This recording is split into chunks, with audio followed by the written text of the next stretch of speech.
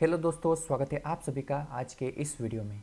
आज के इस वीडियो में हम जानने वाले हैं पीजीडीसीए सेकंड सेमेस्टर के फाइनेंशियल अकाउंटिंग विद टैली के पेपर के यूनिट 2 के वे सभी इंपॉर्टेंट क्वेश्चंस जो माखनलाल यूनिवर्सिटीज़ के लिए ज़रूरी है।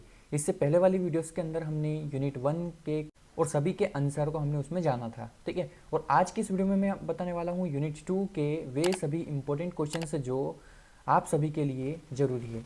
तो स्क्रीन के ऊपर आप देख सकते हैं कि ये सभी क्वेश्चंस आज की इस वीडियो में हम कवर करने वाले हैं। इन सभी प्रश्नों के उत्तर को जानने के लिए इस वीडियो को आप पूरा जरूर देखें। चलिए सबसे पहले प्रश्न की तरफ बढ़ते हैं। सबसे पहला प्रश्न है यहाँ पर जस्ट हमारे सामने सबसे पहला प्रश्न है, लेजर ग्रुप क्या होते हैं?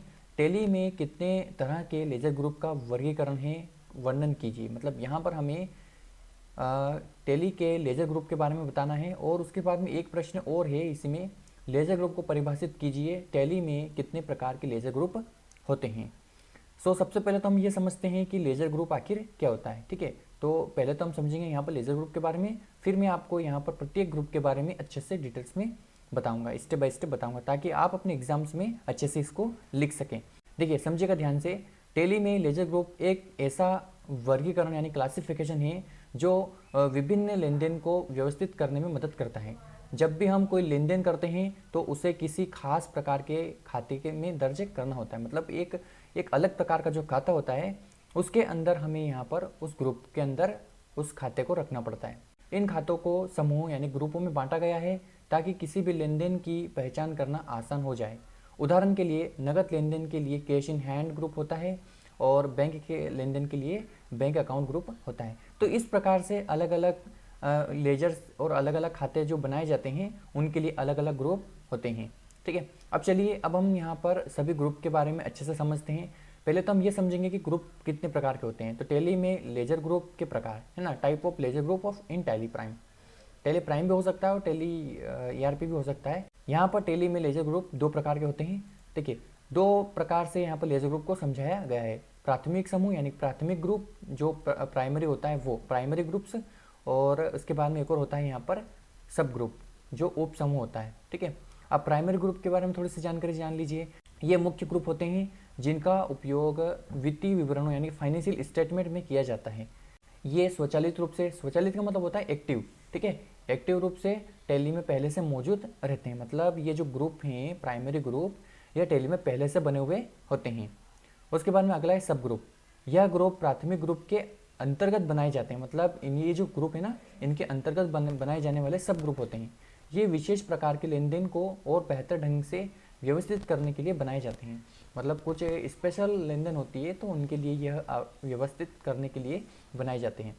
चलिए अब हम प्राइमरी ग्रुप और सब ग्रुप के बारे में थोड़ा सा डिटेल्स में जान लेते हैं ताकि आप एग्जाम्स में अच्छे से लिख सको। टैली में कुल 15 प्राइमरी यानी कि प्राथमिक ग्रुप और 13 सब ग्रुप होते हैं। मतलब टोटल 28 ग्रुप होते हैं, जिसमें से 15 तो आपके प्राइमरी ग्रुप होते हैं और 13 सब ग्रुप होते हैं, ठीक है। अब चलिए इन सभी ग्रुप्स के बारे में हम स्टेप बाय स्टेप सीखते हैं। मैंने हालांकि यहाँ पर शॉर्ट तरीके से आप सभी को समझाने की कोशिश की है, और इसके बाद में जितना भी मैं आपको यहाँ पर समझा रहा हूँ ये थोड़ा सा शॉर्ट तरीके से हैं, ठीक है। आप अपने हिसाब से इसको लॉन्ग टाइप से लिख सकते हैं। समझिएगा ध्यान से। कैपिटल अकाउंट, यहाँ पे पहला जो ग्रुप है वह कैपिटल अकाउंट है। व्यापार को शुरू करने के लिए जो रुपया या माल व्यापार में लगाया जाता है उसे इस ग्रुप के अंतर्गत रखा जाता है। इस ग्रुप के अंतर्गत मालिक का खाता एवं साझेदार व्यक्ति का खाता यानी कि लेजर खोला जाता है। मतलब यहाँ पर जो लेजर बनाए जाते हैं वह कैपिटल अकाउंट के अंतर्गत रखे जाते हैं। जब भी हम बिजनेस के अंदर फर्स्ट बार जो पूंजी लगाते हैं तो उस पूंजी का खाता या फिर मालिक का जो भी खाता है वह इस ग्रुप के अंतर्गत आता है, ठीक है। अगला है यहाँ पर रिवर्स एंड सर्पल्स। मतलब ये भी एक प्रकार से ग्रुप है, और ये जो ग्रुप है यह एक सब ग्रुप है। किसका सब ग्रुप है? तो यह कैपिटल अकाउंट के अंतर्गत आने वाला ग्रुप है। यदि व्यापार में पूंजी के अतिरिक्त कोई धन या माल थोड़े समय के लिए लगाया जाता है तो वह रिवर्स एंड सर्पल्स ग्रुप के अंतर्गत आता है। मतलब यहाँ पर एक प्रकार से देखा जाए तो अगर हम बिजनेस के अंदर जो पूंजी लगाते हैं उस पूंजी के अतिरिक्त हमें कुछ धन की आवश्यकता पड़ती है, तो वो जो धन है उससे रिलेटेड जो लेजर हम बनाते हैं वो लेजर रिवर्स एंड सर्पल्स ग्रुप के अंतर्गत आता है। चलिए आगे बढ़ते हैं। अगला यहाँ पर लोन्स लाइबिलिटीज अकाउंट। मतलब ये एक मेन ग्रुप है। व्यापार में लिया गया किसी भी प्रकार का लोन इस ग्रुप के अंतर्गत आता है, और इस ग्रुप के 3 सब ग्रुप होते हैं। मतलब यहाँ पर मैंने आपको जैसे बताया कि ये एक मेन ग्रुप है और इसके 3 सब ग्रुप होते हैं, ठीक है। तो तीनों सब ग्रुप को हम यहाँ पर समझते हैं। पहला है यहाँ पर सिक्योर्ड लोन। सिक्योर्ड लोन भी एक सब ग्रुप है जिसका मेन ग्रुप लोन लाइबिलिटीज है। जब व्यापार में जमानत के साथ लोन लिया जाता है तब उसे इस ग्रुप के अंतर्गत रखा जाता है। मतलब यहाँ पर जमानत के जोर पर जब आप रुपये लेते हैं तो वह सिक्योर्ड लोन के अंतर्गत आता है, ठीक है। तो उसका संबंधित जो लेजर बनेगा वह लेजर इस ग्रुप के अंतर्गत आएगा। उसके बाद में अगला यहाँ पर अनसिक्योर्ड लोन। अनसिक्योर्ड लोन जब व्यापार में बिना जमानत के साथ लोन लिया जाता है तब उसे इस ग्रुप के अंतर्गत रखा जाता है। मतलब बिना जमानत के लोन जब भी लिया जाता है अगेंस्ट सिक्योरिटी, बिना सिक्योरिटी के, तो वह अनसिक्योर्ड लोन के अंतर्गत आता है। जैसे कि दोस्त से लिया हुआ है, यहाँ पे पड़ोसी व्यापार से लिया हुआ है, पड़ोसी बिजनेस से लिया हुआ है, ठीक है, जो बिना जमानत का हो, तो वह आता है इस ग्रुप के अंतर्गत। अगला है यहाँ पर बैंक ओडी अकाउंट। जब व्यापार में बैंक खाते से जमा रकम से ज़्यादा पैसा निकालने की अनुमति प्राप्त करना अर्थात बैंक लिमिट बनवा लेना, तो यह इस ग्रुप के अंतर्गत आता है। इसमें हमें बैंक मैनेजर से, अब बैंक मैनेजर से हमें क्या करना पड़ता है, इसमें सिक्योरिटी लेनी पड़ती है और उचित जमानत एवं कार्रवाई के बाद बैंक द्वारा लिमिट का निर्धारण कर दिया जाता है और व्यापार में आवश्यकता पड़ने पर बैंक ओडी से रुपए निकाल कर लिया जा सकता है। मतलब यहाँ पर क्या होता है कि आप बैंक के ओडी का मतलब होता है ओवरड्राफ्ट, ठीक है। तो ओवरड्राफ्ट से आप रुपए निकाल सकते हैं। अब मान लीजिए कि आपके बैंक के अंदर 50,000 रुपये रखे हुए हैं, ठीक है, और यदि आपको ज़्यादा रुपए की आवश्यकता है, आपको 80,000 रुपये की आवश्यकता है, तो 30,000 रुपये के आप ओडी लिमिट बनवा सकते हैं। मतलब बैंक से एक सिक्योरिटी ले सकते हैं कि भाई हमें 30,000 रुपये के आप लिमिट दीजिए, ठीक है। तो ये इस तरीके से हम बैंक से लिमिट ले सकते हैं। इस सुविधा के लिए बैंक हमसे ब्याज भी लेती है जो अलग अलग बैंकों की अलग अलग हो सकती है। मतलब ये सुविधा देने के लिए बैंक हमसे ब्याज भी लेती है जो अलग अलग बैंकों का अलग अलग ब्याज हो सकता है। सो आप इसे इस प्रकार से समझ सकते हैं। चलिए आगे बढ़ते हैं। अगला है यहाँ पर करंट एसेट्स। करंट एसेट्स यह एक मेन ग्रुप है। कंपनी की समस्त चल एवं अचल संपत्ति। चल एवं अचल संपत्ति का मतलब होता है, चल मतलब होता है करंट जो चालू होती है, ठीक है, और अचल मतलब स्थायी संपत्ति होती है, इस ग्रुप के अंतर्गत आती है। इसके 6 सब ग्रुप होते हैं। देखिए अब यहाँ पर ये एक मेन ग्रुप है, इसके 6 सब ग्रुप आते हैं। अब वो 6 सब ग्रुप कौन कौन से हैं समझिएगा। पहला है यहाँ पर कैश इन हैंड। जब व्यापार में लेन देन के बाद जो रुपये नकदी में शेष बच जाता है उसे कैश इन हैंड कहते हैं। मतलब कि जब अपने बिजनेस के अंदर हम जो भी लेन देन करते हैं नगद से, और नगद से लेन देन करने के बाद में जो नकदी हमारे पास में बचती है उसे कहा जाता है कैश इन हैंड, ठीक है। तो उससे संबंधित जो लेजर बनता है कैश का, वह कैश इन हैंड के अंतर्गत आता है। और जब भी आप टेली में पहली बार कंपनी बनाते हैं तो cash in hand and profit and loss का जो लेजर है वह पहले से बना हुआ होता है। उसके बाद में अगला ग्रुप है यहाँ पर स्टॉक इन हैंड। जब व्यापार में लेन देन के बाद जो माल दुकान में शेष बच जाता है उसे स्टॉक इन हैंड कहते हैं। अब देखिए यहाँ पर भी सेम है, यहाँ पर रुपए बच रहे थे और यहाँ पर माल बच रहा है। जो माल बचता है वह होता है स्टॉक इन हैंड। उसके बाद में अगला यहाँ पर सनी डेबिटर्स। जब व्यापार में हम किसी पार्टी अथवा व्यक्ति को उधार माल बेचते हैं, मतलब यहाँ पर उधार माल बेचने की बात हो रही है, ठीक है, तब वह व्यक्ति हमारे व्यापार में देनदार यानी कि डेप्टर कहलाता है। अर्थात हमने अपने व्यापार में पार्टी को माल तो बेच दिया लेकिन बदले में रुपए अभी तक नहीं मिले, बल्कि बाद में मिलने का वादा मिल गया है। और जब तक वह व्यक्ति हमें रुपए नहीं दे देता है तब तक वह व्यक्ति हमारे व्यापार में देनदार कहलाएगा। देखिए जब भी आप बिजनेस के अंदर माल बेचते हैं उधार से तो उस व्यक्ति का जो लेजर बनता है वो लेजर आता है सन्ड्री डेबिटर्स के अंतर्गत, ठीक है, और वह आपके बिजनेस के लिए देनदार कहलाएगा। अगला है यहाँ पर बैंक अकाउंट। आज के वर्तमान समय में प्रत्येक व्यापारी का बैंक में एक चालू खाता जरूर होता है, ठीक है, जिससे वह अपने व्यापार का लेन देन करता है। अतः व्यापारी का जिस भी बैंक में खाता है उस बैंक के नाम से एक लेजर बना लिया जाएगा और बैंक अकाउंट ग्रुप के अंतर्गत रखा जाएगा। देखिए यहाँ पर जो बैंक अकाउंट होता है यह भी इसी करंट असेट्स के अंतर्गत ही आता है, ये एक सब ग्रुप होता है, ठीक है। और यहाँ पर जो भी बैंक अकाउंट बनाए जाते हैं वो बैंक अकाउंट से संबंधित जो ग्रुप होता है वह बैंक अकाउंट ही होता है। मान लीजिए कि बिजनेस के व्यापारी का जो खाता है वह है HDFC बैंक में, तो HDFC बैंक के नाम से जो लेजर बनेगा वह आएगा बैंक अकाउंट के अंतर्गत। अगला है यहाँ पर लोन इन एडवांस। जब भी हमारे द्वारा व्यापार में किसी अपनी सहयोगी फर्म, पार्टी अथवा अपने कर्मचारी को एडवांस में लोन दिया जाता है तब उस सहयोगी फर्म, पार्टी अथवा अपने कर्मचारी को इस ग्रुप के अंतर्गत रखा जाता है। मतलब यहाँ पर आप जब भी रुपए देने का काम करते हैं या फिर एडवांस में पेमेंट देने का काम करते हैं तो उस व्यक्ति का जो भी लेजर बनता है वह लेजर लोन इन एडवांस के अंतर्गत आता है। मान लीजिए कि आपने अपने कर्मचारी को 1 महीने की सैलरी एडवांस दी, ठीक है, तो जो सैलरी एडवांस दी है तो उसका जो लेजर बनेगा वह लेजर लोन इन एडवांस के अंतर्गत आएगा। तो इस प्रकार से आप इसे समझ सकते हैं। अगला है यहाँ पर डिपॉजिट एसेट्स। देखिए ये भी एक प्रकार से डिपॉजिट्स हैं। जब व्यापार में लाभ के उद्देश्य से अपने व्यापार का पैसा कहीं और जगह पर लगा दिया जाता है, जैसे कि चिट फंड, बीसी, व्यक्तिगत जमाकर्ता पर जमा कर दिया जाए, तब उस लेजर को डिपॉजिट ग्रुप के अंतर्गत रखा जाता है। मतलब जब भी आप लाभ कमाने के उद्देश्य से अपने व्यापार का पैसा कहीं और भी लगा देते हैं, किसी दूसरे बिजनेस में लगा देते हैं, तो वहाँ पर जो लेजर बनाया जाता है वह लेजर डिपॉजिट्स के अंतर्गत रखा जाएगा। ठीक है, जैसे कि चीट फंड हो गया, बीसी हो गया, व्यक्तिगत जमाकर्ता हो गया, इंडिविजुअल डिपॉजिट जिसको बोलते हैं। तो ये होता है डिपॉजिट्स, जिसको एसेट्स भी बोला जाता है। डिपॉजिट एसेट्स यहाँ पर आप देख सकते हैं करंट एसेट्स का है, इसलिए हम इसको एसेट्स भी बोलते हैं। चलिए आगे बढ़ते हैं। अगला है यहाँ पर करंट लाइबिलिटीज़। यह एक मैन ग्रुप है। कंपनी के समस्त चल एवं विशिष्ट उत्तरदायित्व। चल का मतलब होता है चालू लाइबिलिटीज़, और उसके बाद में उत्तरदायित्व मतलब एक फिक्स लाइबिलिटीज़ भी हो सकती है। इस ग्रुप के अंतर्गत आते हैं। इसके 3 सब ग्रुप होते हैं। अब देखिए इस ग्रुप के भी 3 सब ग्रुप होते हैं। पहला यहाँ पर सन्ड्री क्रेडिटर्स। जैसे कि मैंने आपको डेबिटर्स बताया था, वहाँ पे हम माल बेचने का काम कर रहे थे, और यहाँ पर हम माल खरीदने का काम करेंगे। ठीक है, जब हम हमारे व्यापार में किसी पार्टी अथवा व्यक्ति से उधार माल खरीदते हैं, तब हम उस पार्टी अथवा व्यक्ति के नाम से जो लेजर बनाना होगा उसे सन्ड्री क्रेडिटर्स ग्रुप के अंतर्गत रखा जाएगा। अर्थात हमारे द्वारा उधार खरीदे गए माल का पैसा हमें जिस पार्टी को देना है उसे इस ग्रुप के अंतर्गत रखा जाता है, और वह हमारे बिजनेस का क्या रहेगा, लेनदार रहेगा, जिसे हमें रुपए देने हैं। ठीक है, तो ये एक प्रकार से इसे आप समझ सकते हैं कि जितने भी हमारे सप्लायर्स रहेंगे जिनसे हम उधार से माल खरीदेंगे, तो सप्लायर से रिलेटेड जितने भी लेजर्स हम बनाएंगे उन सभी लेजर्स को हमें यहाँ पर सन्ड्री क्रेडिटर्स ग्रुप के अंतर्गत रखना होगा।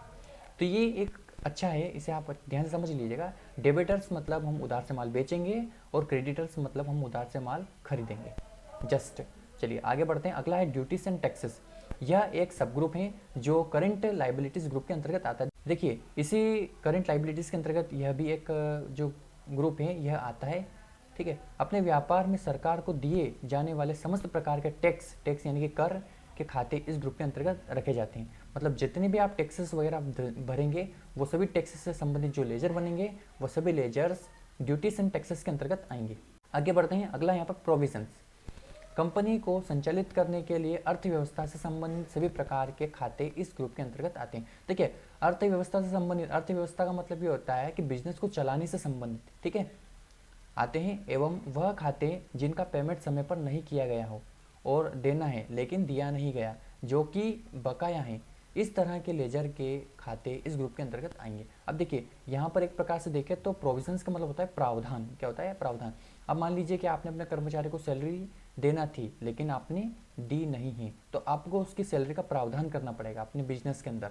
ठीक है, तो ये होता है प्रोविजन, और प्रोविजन आता है लाइबिलिटीज़ के अंतर्गत, और लाइबिलिटीज़ हमारे बिजनेस के लिए एक प्रकार से ऋण होती है। तो यहाँ पर आप इसे कुछ इस प्रकार से समझ सकते हैं। ठीक है, तो इससे संबंधित जो लेजर बनेंगे प्रोविजन से संबंधित, ठीक है, तो प्रोविजन के अंतर्गत आएंगे। उसके बाद में नेक्स्ट आगे बढ़ते हैं। अगला है यहाँ पर फिक्स्ड एसेट्स। यह एक मैन ग्रुप है। कंपनी की समस्त अचल संपत्ति इस ग्रुप के अंतर्गत रखी जाती है, जैसे कि भूमि, भवन, फर्नीचर, मशीन, मोटरसाइकिल, जनरेटर, औजार, कंप्यूटर, कार इत्यादि। अब देखिए ये एक फिक्स एसेट्स है, मतलब स्थायी संपत्ति है, जिसको स्थायी संपत्ति कहा जाता है, जिसमें सभी प्रकार की अलग अलग संपत्ति आती है, जैसे कि भूमि हो गई, भवन हो गया, ठीक है, फर्नीचर हो गया, मशीन हो गया, मोटरसाइकिल हो गया, जनरेटर हो गया। तो ये सभी प्रकार के फिक्स एसेट्स हैं जो हमारे बिजनेस को संचालित करने में उपयोगी होते हैं। तो आप इसे कुछ इस प्रकार से समझ सकते हैं। चलिए आगे बढ़ते हैं। अगला है यहाँ पर परचेस अकाउंट। अब परचेस अकाउंट के बारे में भी समझ लीजिए। यह एक मेन ग्रुप है। इस ग्रुप में कंपनी द्वारा विभिन्न प्रकार के खरीदे गए माल के खाते खोले जाते हैं। मतलब जब भी आप किसी प्रकार का माल खरीदते हैं तो उससे संबंधित जो लेजर बनता है वह लेजर परचेस अकाउंट के अंतर्गत आएगा। देखिए परचेस अकाउंट के अंदर वही लेजर आएगा जो माल की खरीदी से संबंधित हैं। ठीक है, तो ये आपको ध्यान रखना है। जैसे कि हरिओम ट्रेडर्स ने अपने व्यापार के लिए शक्कर, चाय, नमक इत्यादि की खरीदी की है, तब खरीद खाता हरिओम ट्रेडर्स को बनाना होगा। अब खरीद खाता क्या रहेगा? अगर नगद से खरीदा तो कैश परचेस, अगर उधार से खरीदा तो क्रेडिट परचेस, अगर टैक्स पे खरीदा तो कितने % का टैक्स स्लैब है, तो उससे संबंधित अकाउंट यहाँ पर सिलेक्ट कर लेंगे या फिर बना लेंगे। ठीक है, तो ये होता है परचेस अकाउंट। इसी प्रकार होता है सेल्स अकाउंट। सेल्स अकाउंट को भी समझ लीजिए, यह एक मेन ग्रुप है। इस ग्रुप में कंपनी द्वारा विभिन्न प्रकार के बेचे गए माल के खाते खोले जाते हैं। जैसे हरिओम ट्रेडर्स अपने व्यापार में विभिन्न प्रकार के माल की बिक्री यानी कि सेल करता है, तो बिक्री के लिए खाता बनाना होगा। यदि व्यापार में विभिन्न टैक्स पर विभिन्न वस्तुएं बेची जा रही है, तब सेल्स अकाउंट भी अलग अलग नाम से बनाए जा सकते हैं, लेकिन उन सभी खातों का ग्रुप सेल्स अकाउंट होगा। देखिए यहाँ पर भी क्या होता है, यहाँ पर जैसे हमने परचेज को समझा, इसे सेल्स भी होता है। हम माल को जब बेचते हैं तो उसको हम अलग अलग टैक्स में भी माल को बेचते हैं। तो जब भी माल बेचते हैं तो सेल्स अकाउंट बनेगा, और सेल्स अकाउंट हमेशा सेल्स अकाउंट के ग्रुप के अंतर्गत ही आएगा। अगर आप नगद से माल बेचते हैं तो कैश सेल्स अकाउंट, अगर आप उधार से माल बेचते हैं तो क्रेडिट सेल्स अकाउंट, और यदि आप किसी भी प्रकार का टैक्स पे माल बेचते हैं तो जो भी टैक्स हैं उसका और उसका नाम है ना सेल्स अकाउंट का, जैसे कि सेल्स 18% टैक्स, तो वो भी आप यहाँ पर बना सकते हैं, और उसका जो ग्रुप रहेगा वो रहेगा सेल्स अकाउंट। तो इस तरीके से अगला है यहाँ पर इनडायरेक्ट एक्सपेंसेस। यह एक मेन ग्रुप है। अपने व्यापार में वह खर्चे जो माल की लागत को नहीं बढ़ाते हैं बल्कि केवल व्यवस्था को संभालने में खर्च किए जाते हैं, एवं ऐसे खर्चे जो ऑफिस से रिलेटेड होते हैं उन्हें इनडायरेक्ट एक्सपेंसेस ग्रुप में रखा जाता है। जैसे कि discount, rent, commission, interest, salary, advertisement, ठीक है, एडवर्टाइजमेंट, पोस्टेज चार्जेस etc। तो इस प्रकार से जितने भी हमारे खर्चे रहेंगे, इनडायरेक्ट रूप से जितने भी खर्चे रहेंगे, तो वह सभी खर्चे इनडायरेक्ट एक्सपेंसेस के अंतर्गत आएंगे। तो इससे संबंधित जो लेजर बनेंगे वह लेजर इनडायरेक्ट एक्सपेंसेस के अंतर्गत आएंगे। तो इसे आप कुछ इस प्रकार से समझ सकते हैं। चलिए आगे बढ़ते हैं। अगला है डायरेक्ट एक्सपेंसेस। अब डायरेक्ट एक्सपेंसेस क्या है समझिएगा।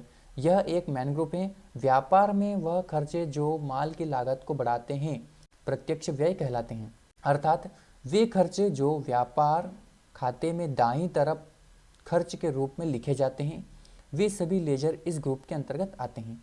जैसे कोई कपड़े का व्यापारी कपड़ा खरीदता है और उस कपड़े को बेचने योग्य बनाने के लिए जो भी खर्च करेगा वह इस ग्रुप के अंतर्गत आता है। अब देखिए यहाँ पर क्या होता है, ये एक डायरेक्ट एक्सपेंसेस होता है जो सीधे आपके बिजनेस में खर्च किया जाता है। जैसे कि कपड़े को बेचने योग्य बनाने के लिए किया गया खर्च। अब कपड़े को बेचने योग्य के लिए मतलब कहने का मतलब ये है, कपड़े में हम एंड्रॉइंग वगैरह करवाते हैं तो उसका खर्च है, ठीक है, और कपड़े में हम जो कर्मचारी लगा रहेगा उसका भी खर्च है, ठीक है। तो ये सभी खर्च डायरेक्ट एक्सपेंसेस के अंतर्गत आते हैं। आगे बढ़ते हैं। अगला है यहाँ पर इनडायरेक्ट इनकम। देखिए अभी हमने डायरेक्ट एक्सपेंसेस देखा, इनडायरेक्ट एक्सपेंसेस देखा, ठीक है। अब हम डायरेक्ट इनकम और इनडायरेक्ट इनकम को भी देखेंगे। तो यह एक मैन ग्रुप है।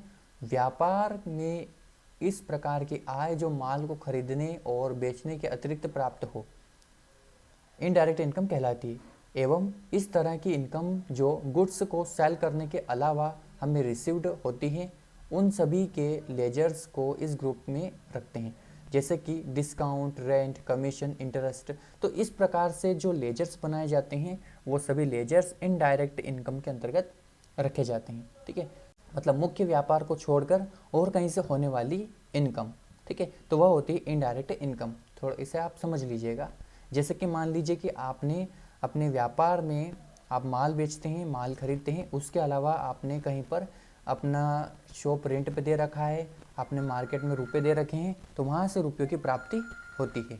सो इसे आप कुछ इस प्रकार से समझ सकते हैं। चलिए आगे बढ़ते हैं। अगला है यहाँ पर डायरेक्ट इनकम। यह एक मेन ग्रुप है। ऐसी आय जो माल को खरीदने और बेचने से होती है डायरेक्ट इनकम कहलाती है, अर्थात सीधे तौर पर आय के रूप में प्राप्त हो। देखिए मैंने अभी जस्ट आपको जैसे डायरेक्ट एक्सपेंसेस बताया ना, वैसा का वैसा ये भी है। लेकिन यहाँ पर क्या होता है, यहाँ पर सीधे आय प्राप्त होती है, हमें इनकम प्राप्त होती है। जैसे कि हम सेल्स करते हैं तो सेल्स से होने वाली इनकम भी डायरेक्ट इनकम के अंतर्गत आती है, ठीक है। तो ये होती है डायरेक्ट इनकम।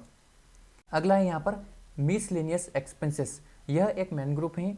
ऐसे खर्चे जो व्यापार में बहुत ही छोटी राशि के होते हैं, अर्थात जिन्हें बार बार खाते में अलग अलग नाम से लिखना संभव न हो, तब उन सभी खातों को मिश्रित कर मिसलेनियस एक्सपेंसेस यानी कि मिसलेनियस ग्रुप के अंतर्गत रख लिया जाता है। जैसे कि हरिओम प्रिंटर्स ने दुकान के कार्य के लिए अपने राजू नौकर की सतना व्यापारिक कार्य के लिए भेजा और उसको 80,000 रुपये दे दिए। तब यहाँ पर राजू नौकर के नाम से एक नया लेजर बनाना होगा जिसका ग्रुप मिसलिनियस एक्सपेंसेस देंगे। ठीक है, तो इस प्रकार से मिसलिनियस एक्सपेंसेस एसेट्स का जो ग्रुप है वह वर्क करता है। ठीक है, इसके अंदर वह खाते आते हैं जो छोटे छोटे खर्च के लिए हो और किसी दूसरे व्यक्ति से करवाए गए हो। मान लीजिए कि यहाँ पर हमने हमारे बिजनेस के एक कर्मचारी को रुपए देकर बाहर भेजा। ठीक है, तो ये जो एग्जाम्पल्स हैं ये इसी प्रकार का एग्जाम्पल्स है। ठीक है, तो इसे आप इस प्रकार से समझ सकते हैं। चलिए आगे बढ़ते हैं। अगला है यहाँ पर एक और ब्रांच डिविजन्स। यह एक मेन ग्रुप है, इसमें कंपनी की अन्य शाखाओं अथवा सहयोगी कंपनी के खाते खोले जाते हैं। अब मान लीजिए एक बिजनेस की अलग अलग जगह पे शॉप है तो उसे हम ब्रांच में डिवाइड कर सकते हैं, तो ये होता है ब्रांच डिविजन्स। चलिए आगे बढ़ते हैं। अगला है यहाँ पर सस्पेंस अकाउंट। यह एक मेन ग्रुप है। इस ग्रुप के अंतर्गत वे खाते आते हैं जो केवल बैलेंस शीट से संबंधित हो परंतु उचंती के हो, इस ग्रुप में रखे जाते हैं। अर्थात जब व्यापार में यह पता न चले कि कोई भी धन अथवा वस्तु कहाँ से आया और कहाँ चला गया, तब ऐसी स्थिति में खाते की अकाउंटिंग यानी अकाउंट को न रोककर उक्त रकम को संदेह खाता बनाकर कर लिया जाता है। बाद में एक निश्चित अवधि के बाद संदेहात्मक वस्तु मिल जाती हैं तो रिवर्स एंट्री कर ली जाएगी, अन्यथा खर्चा मानकर उक्त रकम की अकाउंट में एंट्री कर ली जाएगी। मतलब यहाँ पर कहने का मतलब ये है कि ऐसी वस्तु या फिर ऐसा धन जिसका यह पता नहीं चल रहा है कि ये कहाँ से आया और कहाँ पर चला गया, सिर्फ आपको उसका अमाउंट एक संदेहात्मक दिखाई दे रहा है, आप सिर्फ अनुमानित बता रहे हैं कि यह वस्तु 1000 रुपये की थी, कि यह वस्तु 500 रुपये की थी, कि यह वस्तु 1500 रुपये की थी। ठीक है, तो उस वस्तु की जो एंट्री है वह आप कहाँ पे करेंगे, तो उस एंट्री को आपको सस्पेंस अकाउंट के अंतर्गत करना होगा। तो उससे संबंधित जो लेजर है वह लेजर इस सस्पेंस अकाउंट के अंतर्गत रखा जाएगा। ठीक है, तो ये होता है सस्पेंस अकाउंट। अगर बाद में उस वस्तु के बारे में आपको पता चल जाता है तो उस एंट्री को आप रिवर्स भी कर सकते हैं सस्पेंस अकाउंट से। तो ये इस प्रकार से आप इसे समझ सकते हैं। अगला है यहाँ पर इन्वेस्टमेंट अकाउंट। यह एक मेन ग्रुप है। जब अपने व्यापार का पैसा लाभ कमाने के उद्देश्य से किसी अन्य व्यापार में लगा दिया जाए तब ऐसी स्थिति में उससे संबंधित खाता इन्वेस्टमेंट अकाउंट ग्रुप के अंतर्गत रखा जाता है। ऐसा निवेश जिसमें समय सीमा और लाभ पूर्व निर्धारित न हो। देखिए यहाँ पर अभी जो मैंने आपको डिपॉजिट बताया था वो एक अलग है और इन्वेस्टमेंट एक अलग है। ठीक है, तो ये अलग कैसे हुआ, ये अलग इसलिए हुआ क्योंकि यहाँ पर क्या होता है कि आप अपने व्यापार का पैसा लाभ कमाने के उद्देश्य से कहीं और पे लगा देते हैं जिसमें आपको पूर्व पता नहीं होता है कि आने वाले समय में आपको लाभ होगा या फिर हानि होगी। तो उससे संबंधित जो भी लेजर है वह इन्वेस्टमेंट के अंतर्गत बनेगा। ठीक है, इसे आप इस प्रकार से समझ लीजिएगा, जिसमें यह पता नहीं होता है कि भविष्य में प्रॉफिट होगा या लॉस होगा और कितने समय बाद होगा। ऐसे लेजर को इन्वेस्टमेंट ग्रुप में रखते हैं, जैसे कि शेयर मार्केट हो गया, म्यूचुअल फंड हो गया, लॉटरी हो गई। ठीक है, जिसमें आपको पूर्व अनुमान नहीं रहता है कि आने वाले समय में आपको लाभ होगा कि हानि और कितने समय के बाद में होगा, ये भी आपको पता नहीं होता है। तो इसी जगह किया गया निवेश इन्वेस्टमेंट के अंतर्गत आता है जो आप करते हैं। ठीक है, तो यहाँ पर वे सभी ग्रुप्स खत्म होते हैं। ठीक है, तो मैंने आपको यहाँ पर टैली में ग्रुप्स के बारे में अच्छे से समझा दिया है। आई होप कि आप सभी को अच्छे से समझ में आया होगा। सो चलिए दोस्तों अगले प्रश्न की तरफ बढ़ते हैं। अगला प्रश्न है यहाँ पर आप देख सकते हैं, टैली में इंटरेस्ट कैलकुलेशन को समझाइए। मतलब हमें यहाँ पर टैली में जो इंटरेस्ट होता है, जो ब्याज होता है, उसकी कैलकुलेशंस को हमें यहाँ पर समझाना है। सो चलिए पहले तो हम ये समझते हैं इसके अंदर के टैली में इंटरेस्ट कैलकुलेशंस क्या होता है आखिर। ठीक है, फिर मैं आपको इसका वो भी बताऊंगा कि किस प्रकार से हम इसमें इंटरेस्ट कैलकुलेशंस को कैसे करेंगे। ठीक है, समझिएगा। टैली में इंटरेस्ट कैलकुलेशन एक महत्वपूर्ण फीचर है जो लेन देन और बकाया राशियों पर ब्याज की गणना करने में सहायक होता है। इसे सही तरीके से उपयोग करके कंपनी अपने वित्तीय रिपोर्ट का मतलब होता है कि फाइनेंशियल रिपोर्ट्स को अधिक सटीक और व्यवस्थित रख सकती हैं। इस फीचर का उपयोग मुख्य रूप से ग्राहकों से प्राप्तियों का मतलब होता है कि जब भी हमें ग्राहक से पेमेंट की प्राप्तियां होती है तो उन प्राप्तियों और सप्लायर को भुगतान, मतलब हम जब भी हमारे सप्लायर्स को पेमेंट करते हैं तो उस भुगतान यानी कि पेमेंट के मामले में होता है। मतलब यहाँ पर हम जब पेमेंट देते हैं किसी भी सप्लायर को, ज़्यादा अवधि पर ब्याज भी देते हैं हम उस पेमेंट के ऊपर, तो वहाँ पर हमें जो इंटरेस्ट होता है उससे कैलकुलेशंस करना पड़ता है। सो चलिए अब हम समझते हैं आगे इंटरेस्ट कैलकुलेशंस के उद्देश्य। अब इसके उद्देश्य क्या क्या हैं, ठीक है, समझिएगा। इंटरेस्ट कैलकुलेशन का मुख्य उद्देश्य बकाया राशियों पर दिए जाने वाला या प्राप्त होने वाले ब्याज की गणना करना है। मतलब इसका जो मुख्य उद्देश्य होता है वह बकाया राशि, बकाया का मतलब ये होता है कि जो समय पे न दिया गया हो और जो ज़्यादा समय का हो चुका है जिस पर हम हमारे कस्टमर से ब्याज वसूल सकते हैं और हमारे सप्लायर हमसे ब्याज वसूल सकते हैं।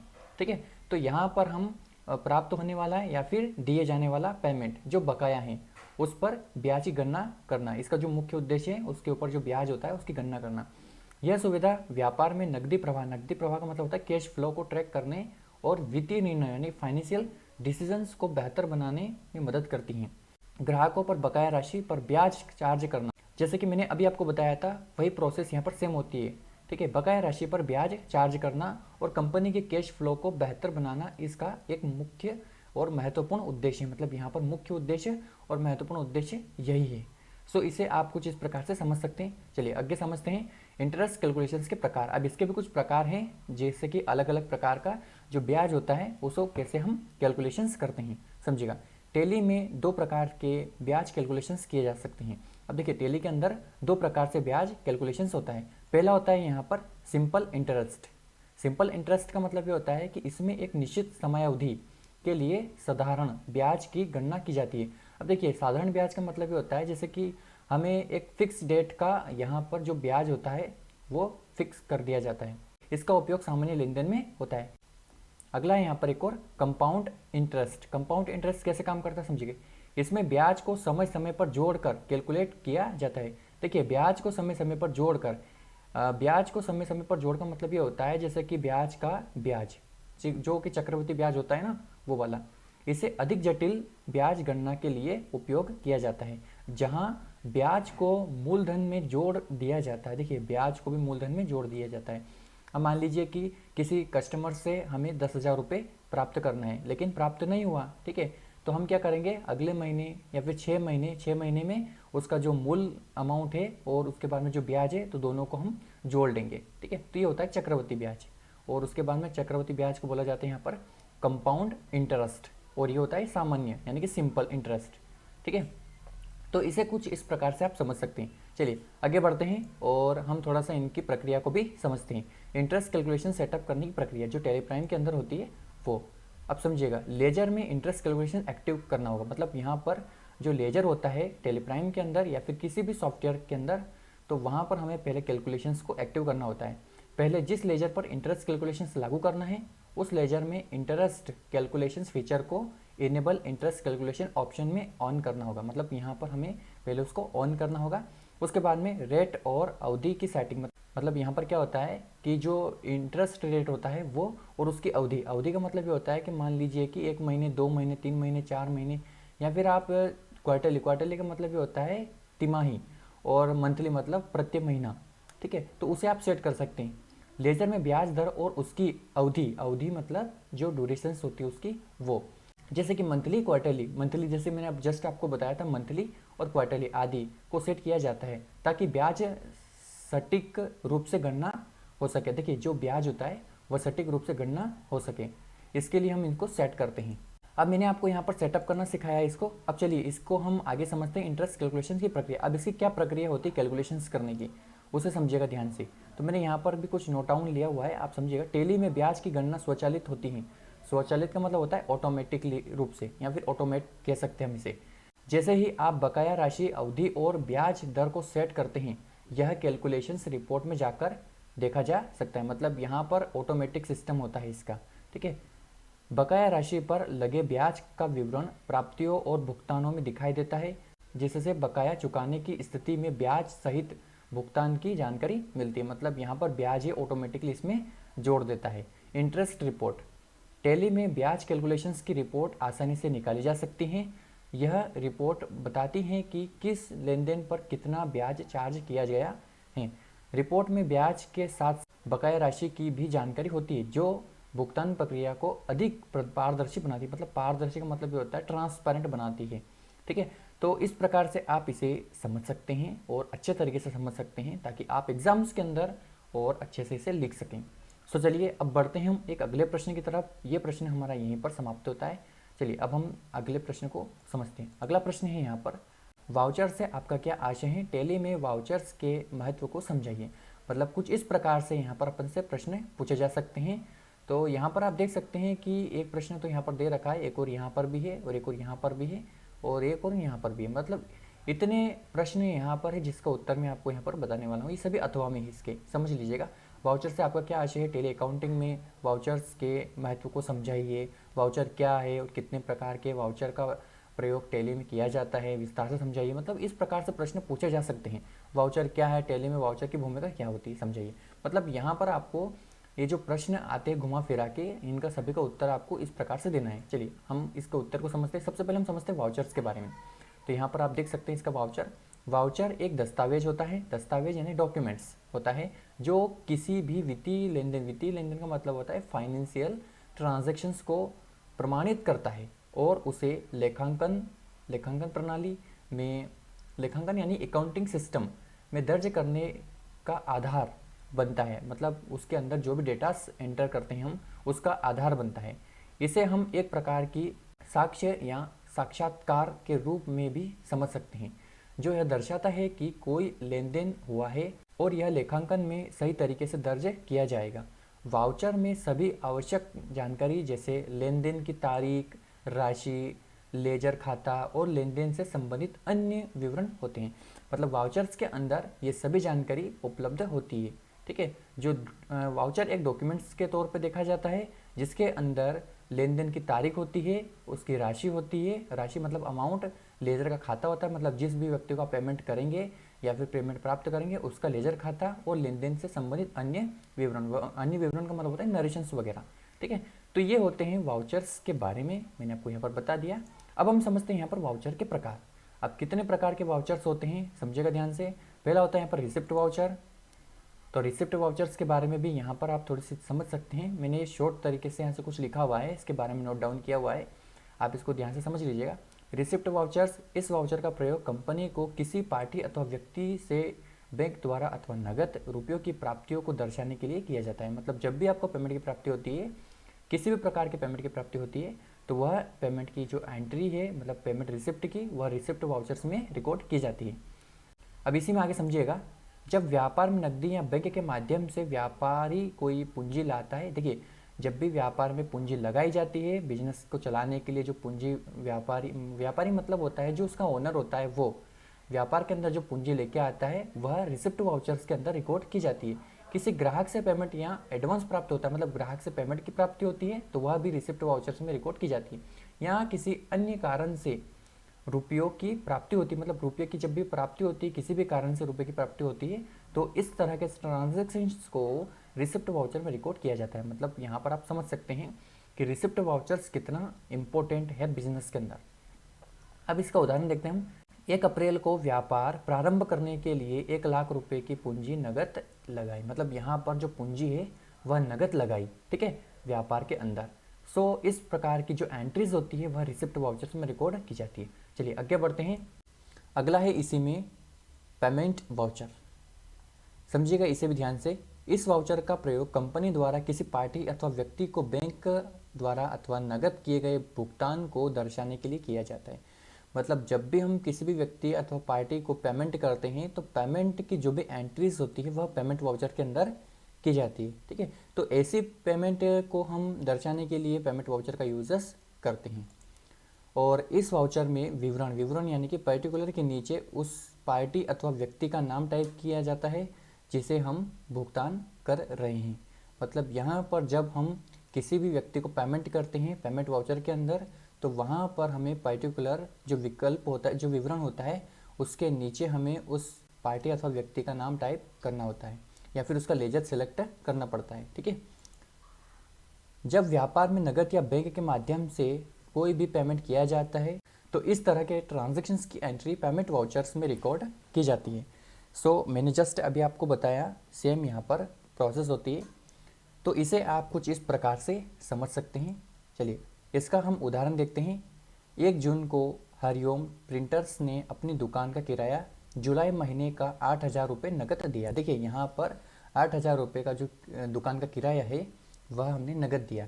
तो इस एंट्री को हम करेंगे पेमेंट वाउचर के अंदर। क्यों? क्योंकि यहाँ पर हम किराया देने का काम करेंगे। ठीक है, बिजनेस को संचालित करने के लिए हमने जो दुकान का किराया है उसको दिया। ठीक है, तो ये होता है पेमेंट वाउचर्स की एंट्री। अगला है यहाँ पर कॉन्ट्रा वाउचर। इसे भी ध्यान से समझिएगा। इस वाउचर का प्रयोग तब किया जाता है जब व्यापार में केवल फंड ट्रांसफ़र किया जाता है। फंड ट्रांसफ़र का मतलब होता है कि आप पैसे ट्रांसफ़र कर सकते हैं, ठीक है। जैसे cash to bank, bank to bank, bank to cash या bank to petty, petty to cash के बीच पैसा ट्रांसफ़र करना हो, तो इस तरह के ट्रांजैक्शंस को रिकॉर्ड करने के लिए कॉन्ट्रा वाउचर का प्रयोग किया जाता है।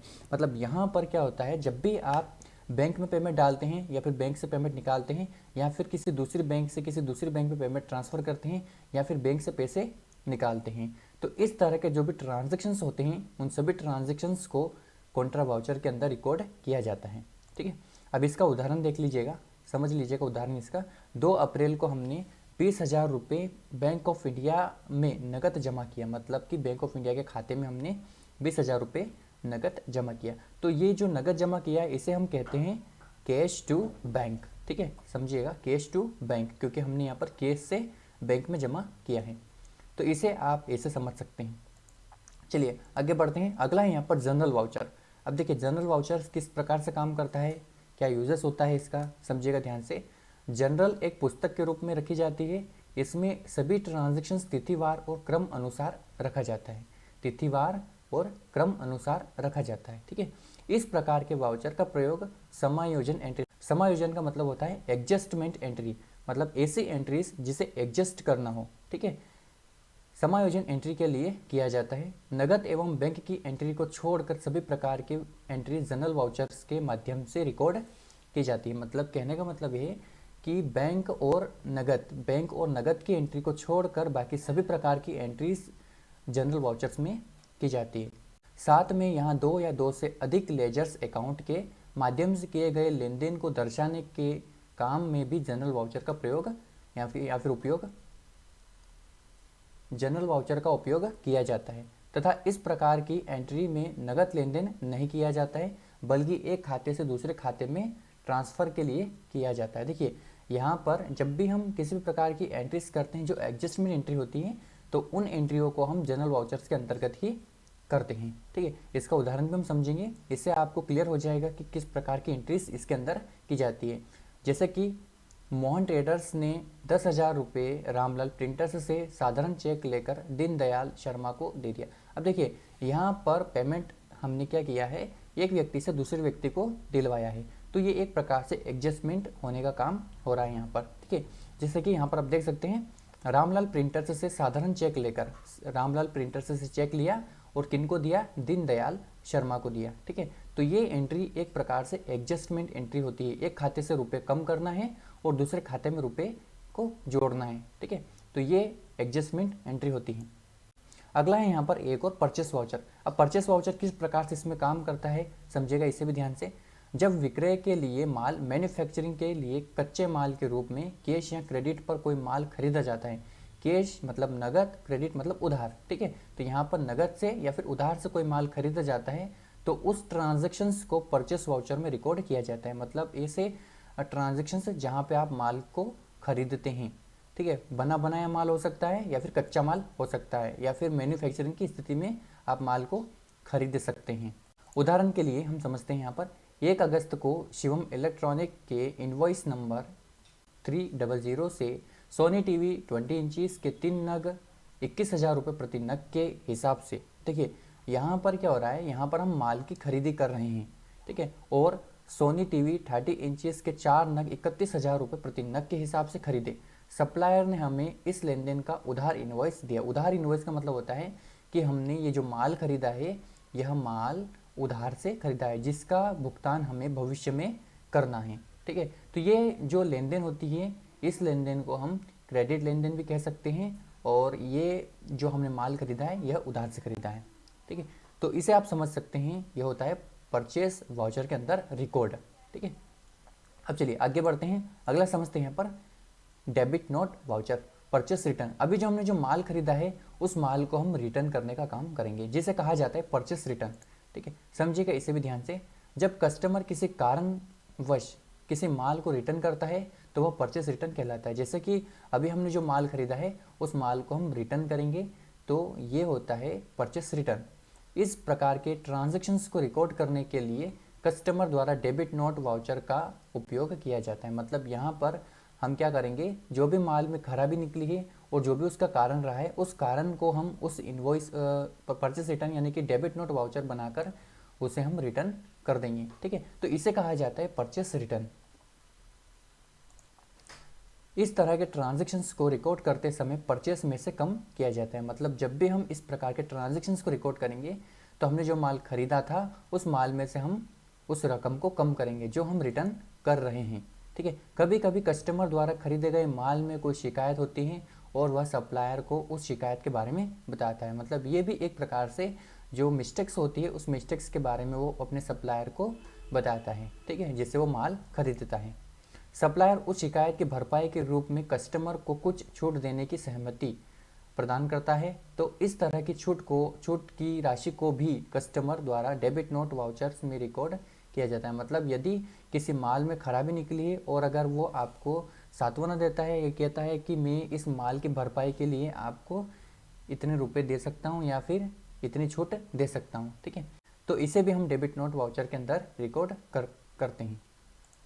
अब इसका एक उदाहरण देख लीजिएगा ध्यान से। 30 अगस्त को, इसका एक एग्जांपल समझ लीजिएगा। 30 अगस्त को शिवम इलेक्ट्रॉनिक के इनवॉइस नंबर 300 से जो माल खरीदा था, यानी कि इससे पहले वाली जो एंट्री, इससे पहले वाला जो परचेस वाउचर के अंदर हमने समझा था वही, वहाँ पर हमने माल की खरीदी करी थी और यहाँ पर हम उस माल को रिटर्न करेंगे। उसमें से सोनी टीवी 20 इंचेस के 2 नग 21,000 रुपये प्रति नग के हिसाब से हमने जो खरीदी करी थी उसकी स्क्रीन खराब होने के कारण वापस कर दिया। मतलब यहाँ पर हमने क्या किया, जो खरीदा था माल शिवम इलेक्ट्रॉनिक से, उसमें एक टीवी यानी कि सोनी टीवी 20 इंचेस के 2 नग की स्क्रीन खराब होने के कारण हमने उसको वापस कर दिया। उसमें हमने जो वापस किया है, तो यहाँ पर हमने जो वापस किया है तो इसके लिए हमें डेबिट नोट वाउचर को बनाकर देना होगा। तो इस प्रकार से आप इसे समझ सकते हैं। चलिए अगले को समझते हैं। अगला है यहाँ पर सेल्स वाउचर। अब सेल्स वाउचर किस प्रकार से वर्क करता है इसके अंदर समझिएगा ध्यान से। जब व्यापार में खरीदे गए माल का विक्रय या मैन्युफैक्चरिंग की स्थिति में तैयार माल का विक्रय किसी कस्टमर को कैश या क्रेडिट पर दिया जाता है तो उस ट्रांजेक्शन्स को सेल्स वाउचर में रिकॉर्ड करते हैं। देखिए यहाँ पर हम क्या कर रहे हैं, माल को बेच रहे हैं और ऊपर हमने जो समझा था अभी वह समझा था हमने परचेस वाउचर। मतलब वहाँ पर हमने माल की खरीदी करना सीखा था या फिर समझा था, और यहाँ पर हम माल को बेचना समझ रहे हैं। मतलब हमने हमारे कस्टमर को कैश यानी कि नगद या फिर क्रेडिट यानी कि उधार पर माल दिया है, तो उस ट्रांजेक्शन्स को हमें कहाँ पर रिकॉर्ड करना है, सेल्स वाउचर के अंदर रिकॉर्ड करना है। व्यापार में सबसे महत्वपूर्ण काम सेल्स का यानी कि विक्रय का है। प्रत्येक सेल्स के साथ हमें उसका बिल भी देना होता है। मतलब जो हम सेल्स करेंगे, जितना भी हम माल बेचेंगे, तो हमें हमारे कस्टमर्स को बिल भी देना होता है। जैसे कि उदाहरण समझते हम, 1 जून को हमने राकेश शर्मा को 12,000 रुपये प्रति नग के हिसाब से वीवो Y27 के 2 नग और 15,000 रुपये के हिसाब से सैमसंग A33 के 2 नग बेचे, जिसका कुल अमाउंट हमें नगद प्राप्त हो। मतलब यहाँ पर हमने क्या किया कि राकेश शर्मा को जो माल बेचा है उस माल का हमें जो पेमेंट है वह नगद प्राप्त हुआ है। मतलब हमारा जो पेमेंट है वह नगद प्राप्त हुआ है। मतलब एक प्रकार से देखा जाए तो ये जो लेन देन है यह नगद लेन देन है। मतलब यहाँ पर हमने उधार नहीं की है, हमें जो पेमेंट की प्राप्ति हुई है वह नगद से प्राप्त हुई है। तो इसे कहा जाता है कैश ट्रांजैक्शंस, नगद लेन देन। तो इसे हम करेंगे सेल्स वाउचर के अंदर रिकॉर्ड। ठीक है, अब चलिए आगे बढ़ते हैं। अगला समझते, अगला यहाँ पर क्रेडिट नोट वाउचर। इसे बोला जाता है सेल्स रिटर्न। देखिए जब भी कस्टमर हमें किसी कारणवश उस माल को वापस करता है तो यहाँ पर हमें सेल्स रिटर्न के अंदर एंट्री यानी कि क्रेडिट नोट वाउचर के अंदर एंट्रीज करना होती है। जैसे कि यदि सप्लायर द्वारा बेचे गए माल में कस्टमर को शिकायत करता है और सप्लायर उन कारणों से सहमत होकर भरपाई के रूप में कस्टमर को कुछ छूट देता है, तो इस तरह की छूट को भी सप्लायर द्वारा क्रेडिट नोट वाउचर में रिकॉर्ड किया जाता है। मतलब कहने का मतलब ये है कि अगर किसी प्रोडक्ट में खराबी निकली है और सप्लायर उसे, मतलब जो माल बेचता है ना, जैसे कि हमने माल बेचा है, अगर हम अपने कारणों से सहमत होकर सामने वाले कस्टमर को कुछ छूट देते हैं तो उस एंट्री को भी हम क्रेडिट नोट वाउचर के अंदर रिकॉर्ड कर सकते हैं। ठीक है, इस तरह के ट्रांजैक्शंस को रिकॉर्ड करते समय सेल्स में से कम किया जाता है। मतलब हमने जो माल बेचा है उसमें से हम उसको कम कर सकते हैं। उदाहरण के लिए 30 जून को हमने राकेश शर्मा को जो माल बेचा था उसमें से 12,000 रुपये प्रति नग के हिसाब से Vivo Y27 के एक नग की स्क्रीन खराब होने से राकेश शर्मा ने उसे वापस कर दिया, जिसका भुगतान हमने नगद किया। मतलब कहने का मतलब ये कि हमने जो माल बेचा था राकेश शर्मा को, उसमें से एक मोबाइल फ़ोन की स्क्रीन खराब होने के कारण उन्होंने हमें वो फ़ोन वापस कर दिया। ठीक है, अब हमें जो फ़ोन वापस आया है उसका जो भुगतान है वह हमने उनको नगद कर दिया है। ठीक है, मतलब जब उन्होंने हमें फ़ोन रिटर्न किया तो हमने जो पेमेंट था उनका उसे नगद दे दिया है। ठीक है, तो इस एंट्री को भी हम क्रेडिट नोट वाउचर के अंदर रिकॉर्ड करेंगे, जो कि सेल्स रिटर्न की रहेगी। ठीक है, इसे हम सेल्स में से कम कर लेंगे। तो इसे आप कुछ इस प्रकार से समझ सकते हैं। अगला है यहाँ पर रिवर्सिंग जनरल वाउचर। अब इसका क्या यूजेस होता है समझिएगा। इस तरह की एंट्री का प्रभाव सीधे अकाउंट पर नहीं होता है।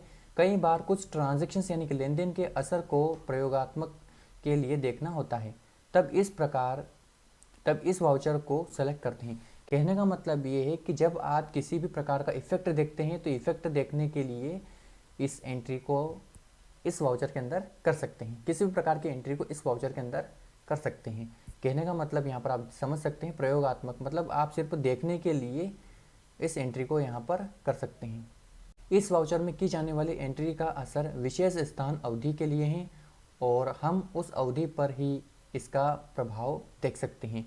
मतलब कहने का मतलब है कि हम ऐसी एंट्री कर सकते हैं इस वाउचर के अंदर जो भविष्य के लिए हैं और हम उनका जो इफ़ेक्ट है वह भविष्य के लिए करते हैं। मतलब उनका जो इफ़ेक्ट है वो भविष्य में हमें यहाँ पर पता चल जाता है। ठीक है, इस विशेष पीरियड के बाद इस वाउचर टाइप की सभी एंट्रीज रिवर्स हो जाती है। मतलब जब भी आप रिवर्सिंग जनरल के अंदर कोई सी एंट्रीज करते हैं तो वह एंट्री उस तारीख तक असर नहीं करती है जब तक कि उसकी तारीख नहीं आ जाती। जब उसकी तारीख आ जाती है तो वो सारी एंट्रीज रिवर्स हो जाती है। एंट्री आप यूँ कह सकते हैं कि एंट्री को आप रिवर्स कर सकते हैं या फिर वह एंट्री रिवर्स हो जाती है। ठीक है, तो इसे आप कुछ इस प्रकार से समझ सकते हैं। इसका उदाहरण देख लीजिएगा, एक एग्जाम्पल भी हमने यहाँ पर ले रखा है। ठीक है, समझिएगा ध्यान से। हरिओम प्रिंटर्स को सैलरी देना है जो जनवरी माह की सैलरी फरवरी में देते हैं। मतलब यहाँ पर आप समझ सकते हैं जनवरी महीने की जो सैलरी होती है वो हमेशा फरवरी महीने में देते हैं, लेकिन हम देखना चाहते हैं कि यह कर्मचारी की सैलरी जनवरी माह में ही प्रॉफिट एंड लॉस अकाउंट में जोड़कर आ जाए। मतलब हम ये देखना चाहते हैं कि जो फरवरी महीने में हम जो उनको सैलरी देंगे तो उसका जो प्रॉफिट एंड लॉस है हमारे बिजनेस के अंदर वो हमें जनवरी में ही दिखाई दे।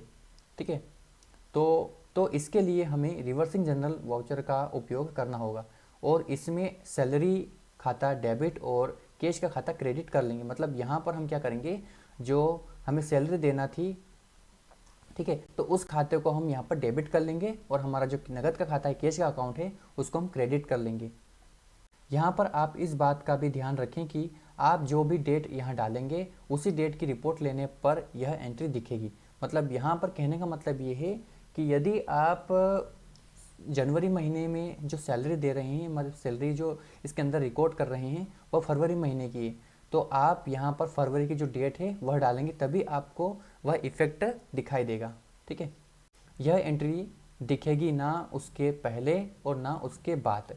अर्थात यह एंट्री आप 30 जनवरी या 1 फरवरी की रिपोर्ट में ही देखेंगे तो यह एंट्री नहीं दिखेगी। मतलब कहने का मतलब ये है कि यदि हम उस एंट्री को किसी एग्जैक्ट डेट के लिए करते हैं, रिवर्सिंग करने के लिए करते हैं, तो वह एंट्री हमें किसी दूसरी डेट में दिखाई नहीं देगी। अब जैसे कि यहाँ पर दे रखा है 30 जनवरी या फिर 1 फरवरी को देखेंगे तो नहीं दिखेगी। हमने मान लीजिए कि जो एंट्री है उसको रिवर्सिंग करना था हमें 31 जनवरी को। ठीक है, समझिएगा, 31 जनवरी को हमें रिवर्सिंग करना था, तो वह जो एंट्री है वह हमें 31 जनवरी को ही दिखेगी, न तो वो हमें 30 जनवरी को दिखेगी, न वो हमें 1 फरवरी को दिखेगी। ठीक है, तो इसे आप इसे समझ सकते हैं, ये होता है रिवर्सिंग जनरल वाउचर। चलिए आगे बढ़ते हैं। अगला है यहाँ पर, अगला समझ सकते हैं आप, अगला है मेमोरेंडम वाउचर। अब इस वाउचर का कैसे यूजेस किया जाता है इसके अंदर समझिएगा। इस वाउचर में किसी आवश्यक खर्च जिसकी स्वीकृति लेने हेतु प्रार्थना उच्च अधिकारियों से की गई है। मतलब यहाँ पर हम प्रार्थना करने का काम कर रहे हैं किसी भी आवश्यक खर्च के लिए और स्वीकृति मिलने की पूर्ण आशा है, परंतु अभी तक वह स्वीकृति प्राप्त नहीं हुई है। मतलब यहाँ पर हमें उम्मीद है कि स्वीकृति जरूर मिलेगी, परंतु वह स्वीकृति हमें अभी तक नहीं मिली है। तो इस वाउचर का वहाँ पर ऐसे यूजेस किया जाता है। इस तरह की एंट्रीज को मेमोरेंडम वाउचर में कर लेते हैं। मतलब यहाँ पर हम क्या करते हैं कि ऐसी जो एंट्रीज होती है उसे हम मेमोरेंडम वाउचर के अंदर रिकॉर्ड कर लेते हैं, ठीक है, जिसमें हमें सिक्योरिटी मिलने की पूर्ण आशा होती है। जब सिक्योरिटी मिलती है तो वह जो एंट्रीज है वह हम उससे संबंधित वाउचर में कर सकते हैं। इसका प्रभाव कंपनी के मुख्य खातों पर नहीं पड़ता है और तलपट यानी कि ट्रायल बैलेंस में केवल इसकी एंट्री दिखाई देती है, जबकि लेजर में इस तरह की एंट्री की पोस्टिंग नहीं होती। देखिए ये जो एंट्री होती है यह एंट्री सिर्फ ट्रायल बैलेंस में ही दिखाई देती है, इसके मुख्य खातों पर कोई भी इफेक्ट नहीं पड़ता है। इसे सिर्फ आप देख सकते हैं और इसकी जो पोस्टिंग है वह लेजर में इस तरह की एंट्री की पोस्टिंग नहीं होती। मतलब किसी भी लेजर में इस तरह की एंट्री की पोस्टिंग नहीं होती। मतलब जब आप लेजर खाता देखेंगे तो वहाँ पर आपको इससे रिलेटेड कोई भी एंट्री दिखाई नहीं देगी। इसका उदाहरण समझते हैं। इसका उदाहरण है यहाँ पर हरिओम प्रिंटर्स ने अपने कर्मचारी को 1000 रुपये किसी सामान को लाने के लिए नकद दिए। मतलब यहाँ पर हरिओम प्रिंटर्स ने अपने कर्मचारी को 1000 रुपये की जो राशि है वह नकद दी है कुछ सामान लाने के लिए। तो यहाँ पर आप इसे इस प्रकार से समझ सकते हैं कि हरिओम प्रिंटर्स ने जो पेमेंट किया है अपने कर्मचारी को वह उसकी जो एंट्री है वह मेमोरेंडम वाउचर के अंदर उन्होंने रिकॉर्ड कर ली है। इसका मतलब ये है कि हरिओम प्रिंटर्स के कर्मचारी का खाता पहले से उसके बिजनेस के अंदर है, ठीक है, और वो उसे सैलरी देता होगा, ठीक है। तो यहाँ पर उसने कुछ सामान लाने के लिए 1000 रुपये अलग से दिए हैं, तो इसकी एंट्री वो वन साइड अलग कर लेगा मेमोरेंडम वाउचर के अंदर। अब इसका जो मेन खाता है इसके कर्मचारी का, उस मेन खाते पर इसका कोई भी प्रभाव नहीं पड़ेगा। तो इसे आप कुछ इस प्रकार से समझ सकते हैं। तो यहाँ पर वो सभी वाउचर्स खत्म होते हैं जो हम यहाँ पर समझ रहे थे, ठीक है। अब चलिए अगले प्रश्न की तरफ बढ़ते हैं। अगला प्रश्न है यहाँ पर आप देख सकते हैं स्क्रीन के ऊपर, अकाउंट इनवॉइस ट्रांजैक्शंस को उदाहरण सहित समझाइए। मतलब यहाँ पर अकाउंट इनवॉइस ट्रांजैक्शन को हमें समझाना होगा। अब हम इसे समझते हैं। सबसे पहले तो हम यहाँ पर समझेंगे अकाउंट इनवॉइस के बारे में, फिर हम यहाँ पर इसके एग्जाम्पल्स को भी समझेंगे।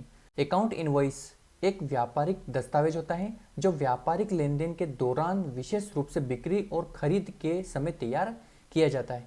यह दस्तावेज एक व्यापारी को यह प्रमाणित करने का मौका देता है कि उसने किसी विशेष वस्तु या सेवा को किस कीमत पर बेचा या खरीदा है और इसका भुगतान कब और किस प्रकार से किया जाएगा।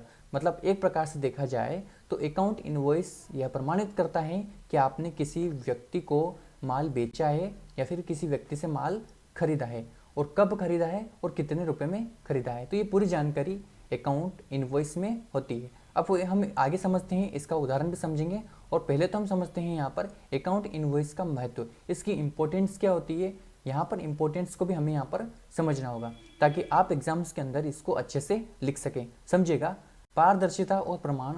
इनवॉइस व्यापारियों के लिए एक साक्ष्य के रूप में कार्य करता है कि लेन देन हुआ था और यह एक कानूनी दस्तावेज भी हो सकता है।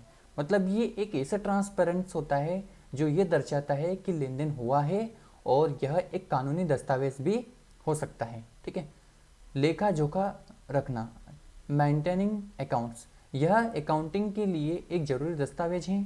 इससे सभी लेन देन का सही हिसाब किताब रखा जाता है, मतलब रखा जा सकता है। एक प्रकार से देखें तो यह बिजनेस के अंदर एक महत्वपूर्ण यानी कि इम्पोर्टेंट डॉक्यूमेंट्स होता है जो हर एक लेन देन का हिसाब किताब रखता है। जीएसटी और टैक्स, इनवॉइस में जीएसटी और अन्य टैक्सों का भी उल्लेख किया जाता है जिससे टैक्स निर्धारण में मदद मिलती है। मतलब एक प्रकार से देखा जाए तो यहाँ पर इस अकाउंट इनवॉइस के अंदर जीएसटी से रिलेटेड टैक्स को भी उल्लेख किया जाता है, ठीक है। आगे समझते हैं कर्ज की वसूली, डेप्ट रिकवरी। जब माल बेचा जाता है और भुगतान की तारीख बाद में आती है तो इनवॉइस इसका प्रमाण होता है और कर्ज की वसूली में मदद करता है। मतलब एक प्रकार से देखा जाए तो ऐसे कस्टमर भी होते हैं जिनको हम उधार से माल बेचते हैं, ठीक है, और उधार से हमने जो माल बेचा है उसका जो उल्लेख है उस अकाउंट इनवॉइस के अंदर होता है। मतलब हमने जो माल बेचा है उसका प्रमाण होता है अकाउंट इनवॉइस। जब हम कर्ज की वसूली करते हैं तो वहाँ पर ये काफ़ी मददगार होता है और इस चीज़ का यह प्रमाण होता है कि हमने इनको माल बेचा है, ठीक है। तो उसे आप कुछ इस प्रकार से समझ सकते हैं। चलिए आगे समझते हैं। अगला है यहाँ पर, अब देखिए मैंने अभी आपको यहाँ पर उसकी इंपॉर्टेंस को भी अच्छे से बता दिया है। अब हम समझते हैं यहाँ पर अकाउंट इनवॉइस ट्रांजैक्शन का उदाहरण। अब देखिए यहाँ पर क्या होता है, विक्रेता द्वारा इनवॉइस जारी करना, मतलब यहाँ पर जब कोई विक्रेता होता है और वह इनवॉइस जारी करता है तो उसे कहा जाता है सेल्स इनवॉइस। ठीक है, समझिएगा। मान लीजिए कि XYZ कंपनी ने ABC इलेक्ट्रॉनिक्स को 10 मोबाइल फ़ोन 50,000 रुपये में बेचे हैं।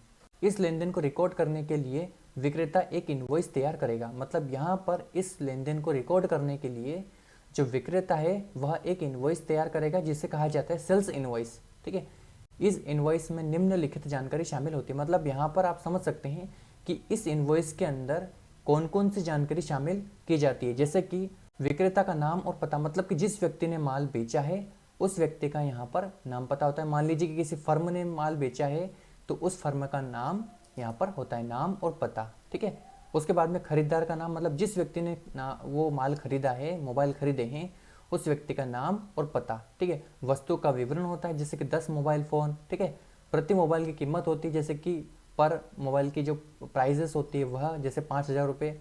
कुल प्राइजेस होती है, मतलब टोटल कीमत होती है यहाँ पर कुल कीमत जिसे कहा जाता है वो होती है 50,000 रुपये। और यदि GST उसमें लागू होता है तो वह भी यहाँ पर होता है। उसके बाद में भुगतान की शर्त एवं तारीख, मतलब कब वो भुगतान करेगा उसकी शर्त और तारीख होती है। उसके बाद में इनवॉइस नंबर और तारीख होती है, मतलब पहले तो ये होती है कि वो पेमेंट कब करेगा हमें, वह तारीख होती है। और फिर होती है अपन ने जब उसको माल बेचा है उसकी इनवॉइस नंबर और तारीख। ठीक है, तो ये होती है वह डेट जब हम उसको माल बेचते हैं, और यह होती है वह डेट ऊपर वाली जब हम उससे रुपए की रिकवरी करेंगे। ठीक है, लेन देन की व्याख्या, मतलब एक प्रकार से देखा जाए तो ये होता है नरेशन, कि आपने जो लेन देन किया है इसका क्या नरेशन होता है, तो वह लेन देन की व्याख्या हो सकती है। तो आप यहाँ पर देख भी सकते हैं कि इनवॉइस कुछ इस प्रकार से होता है। यहाँ पर आप देख सकते हैं यह होता है इनवॉइस, जिसमें सारी की सारी जानकारी यहाँ पर होती है। ऊपर ऊपर लिखा होता है टैक्स इनवॉइस, और बाकी पूरी डिटेल्स को आप यहाँ पर अच्छे से समझ सकते हैं। ठीक है, अब चलिए आगे समझते हैं कि किस प्रकार से वह इनवॉइस तैयार करेगा, और उस इनवॉइस को तैयार करते वक्त तो किस प्रकार से उसको अपने अकाउंट्स में ऐड करेगा या फिर अपने अकाउंट के अंदर वह एंट्रीज करेगा। समझिएगा ना ध्यान से। XYZ कंपनी ने ABC इलेक्ट्रॉनिक को 10 मोबाइल फ़ोन 50,000 रुपये में बेचे। मतलब यहाँ पर 10 मोबाइल फ़ोन कितने रुपये में बेचे हैं, 50,000 रुपये में बेचे हैं। मतलब एक मोबाइल की कीमत हो गई यहाँ पर 5,000 रुपये।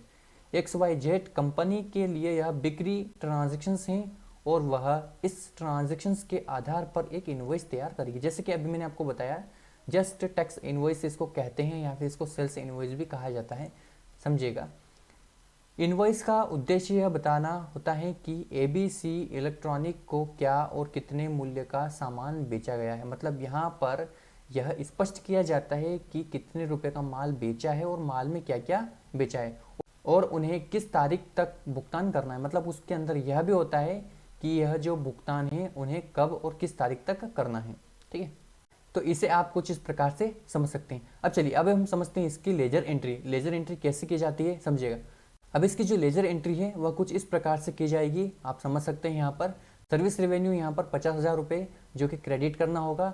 उसके बाद में यहाँ पर संग्रह खाता लेना पड़ेगा, जैसे खाते में ग्राहक का बकाया राशि कितने की है, तो 50,000 रुपये की यहाँ पर बकाया राशि है। ठीक है, और एक प्रकार से देखा जाए तो खरीद इनवॉइस जिसे बोलते हैं परचेस इनवॉइस। ठीक है, अब उन्होंने क्या किया है, यहाँ पर परचेस इनवॉइस इसका रेडी किया है। तो इसे आप यहाँ पर इस प्रकार से समझ सकते हैं। अब इसको ध्यान से समझिएगा, इसका एग्जाम्पल्स भी हम समझते हैं। मान लीजिए कि ABC इलेक्ट्रॉनिक ने XYZ कंपनी से 10 मोबाइल फ़ोन 50,000 रुपये में खरीदे।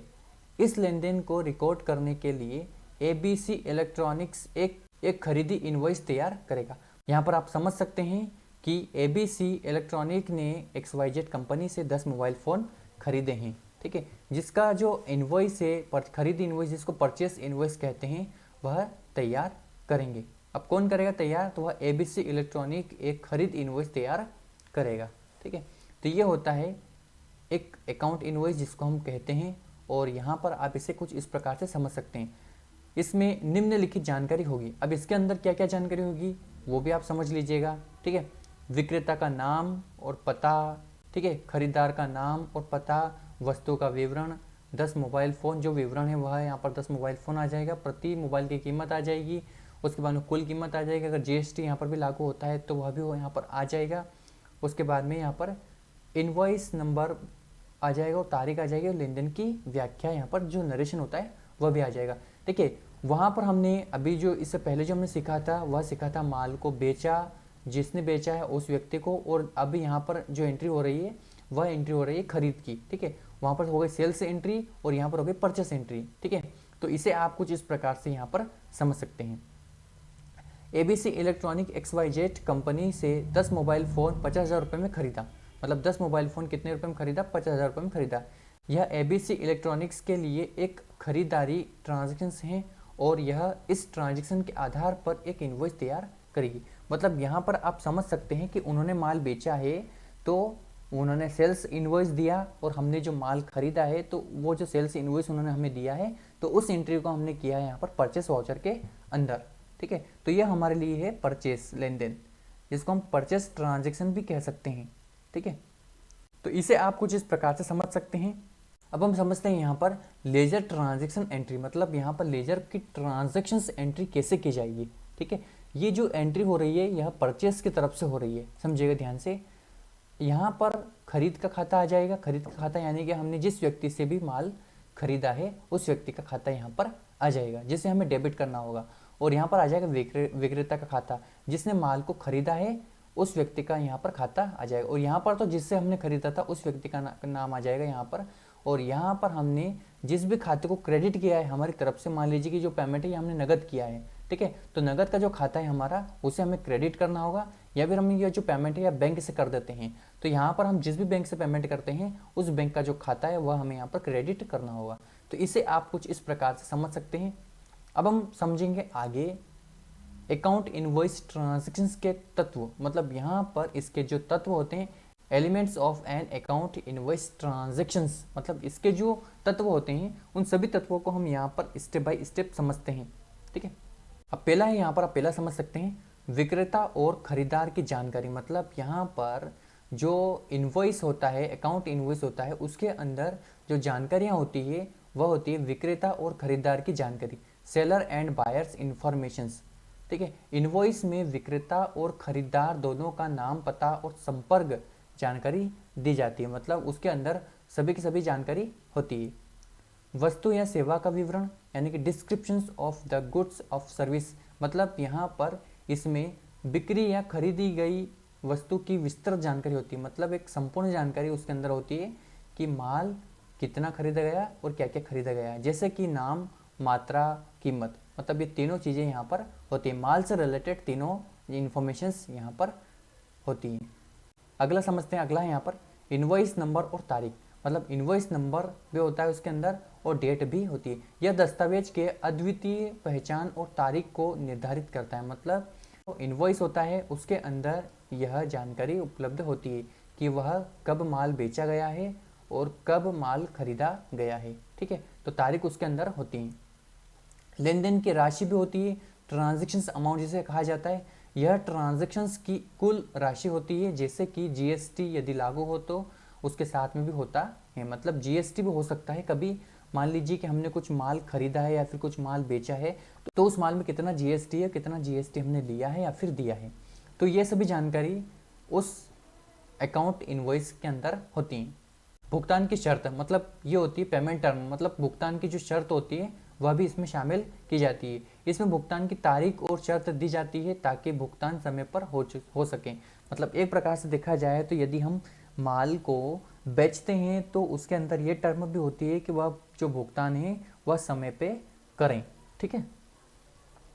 तो ये होता है यहाँ पर अकाउंट इनवॉइस, आप इसे इस प्रकार से समझ सकते हैं। तो मैंने आपको हर एक पॉइंट को शॉर्ट तरीके से बताया है, इसे आप अच्छे तरीके से एग्जाम्स के अंदर लिख सकते हैं। सो चलिए अब हम बढ़ते हैं अगले प्रश्न की तरफ। अगला प्रश्न है यहाँ पर, आप समझ सकते हैं अगले प्रश्न को। हम अगले प्रश्न की तरफ बढ़ते हैं। अगला प्रश्न यहाँ पर क्लास सिचुएशंस में एंट्री की उपयोगिता को समझाइए। मतलब प्रश्न क्रमांक 5 है।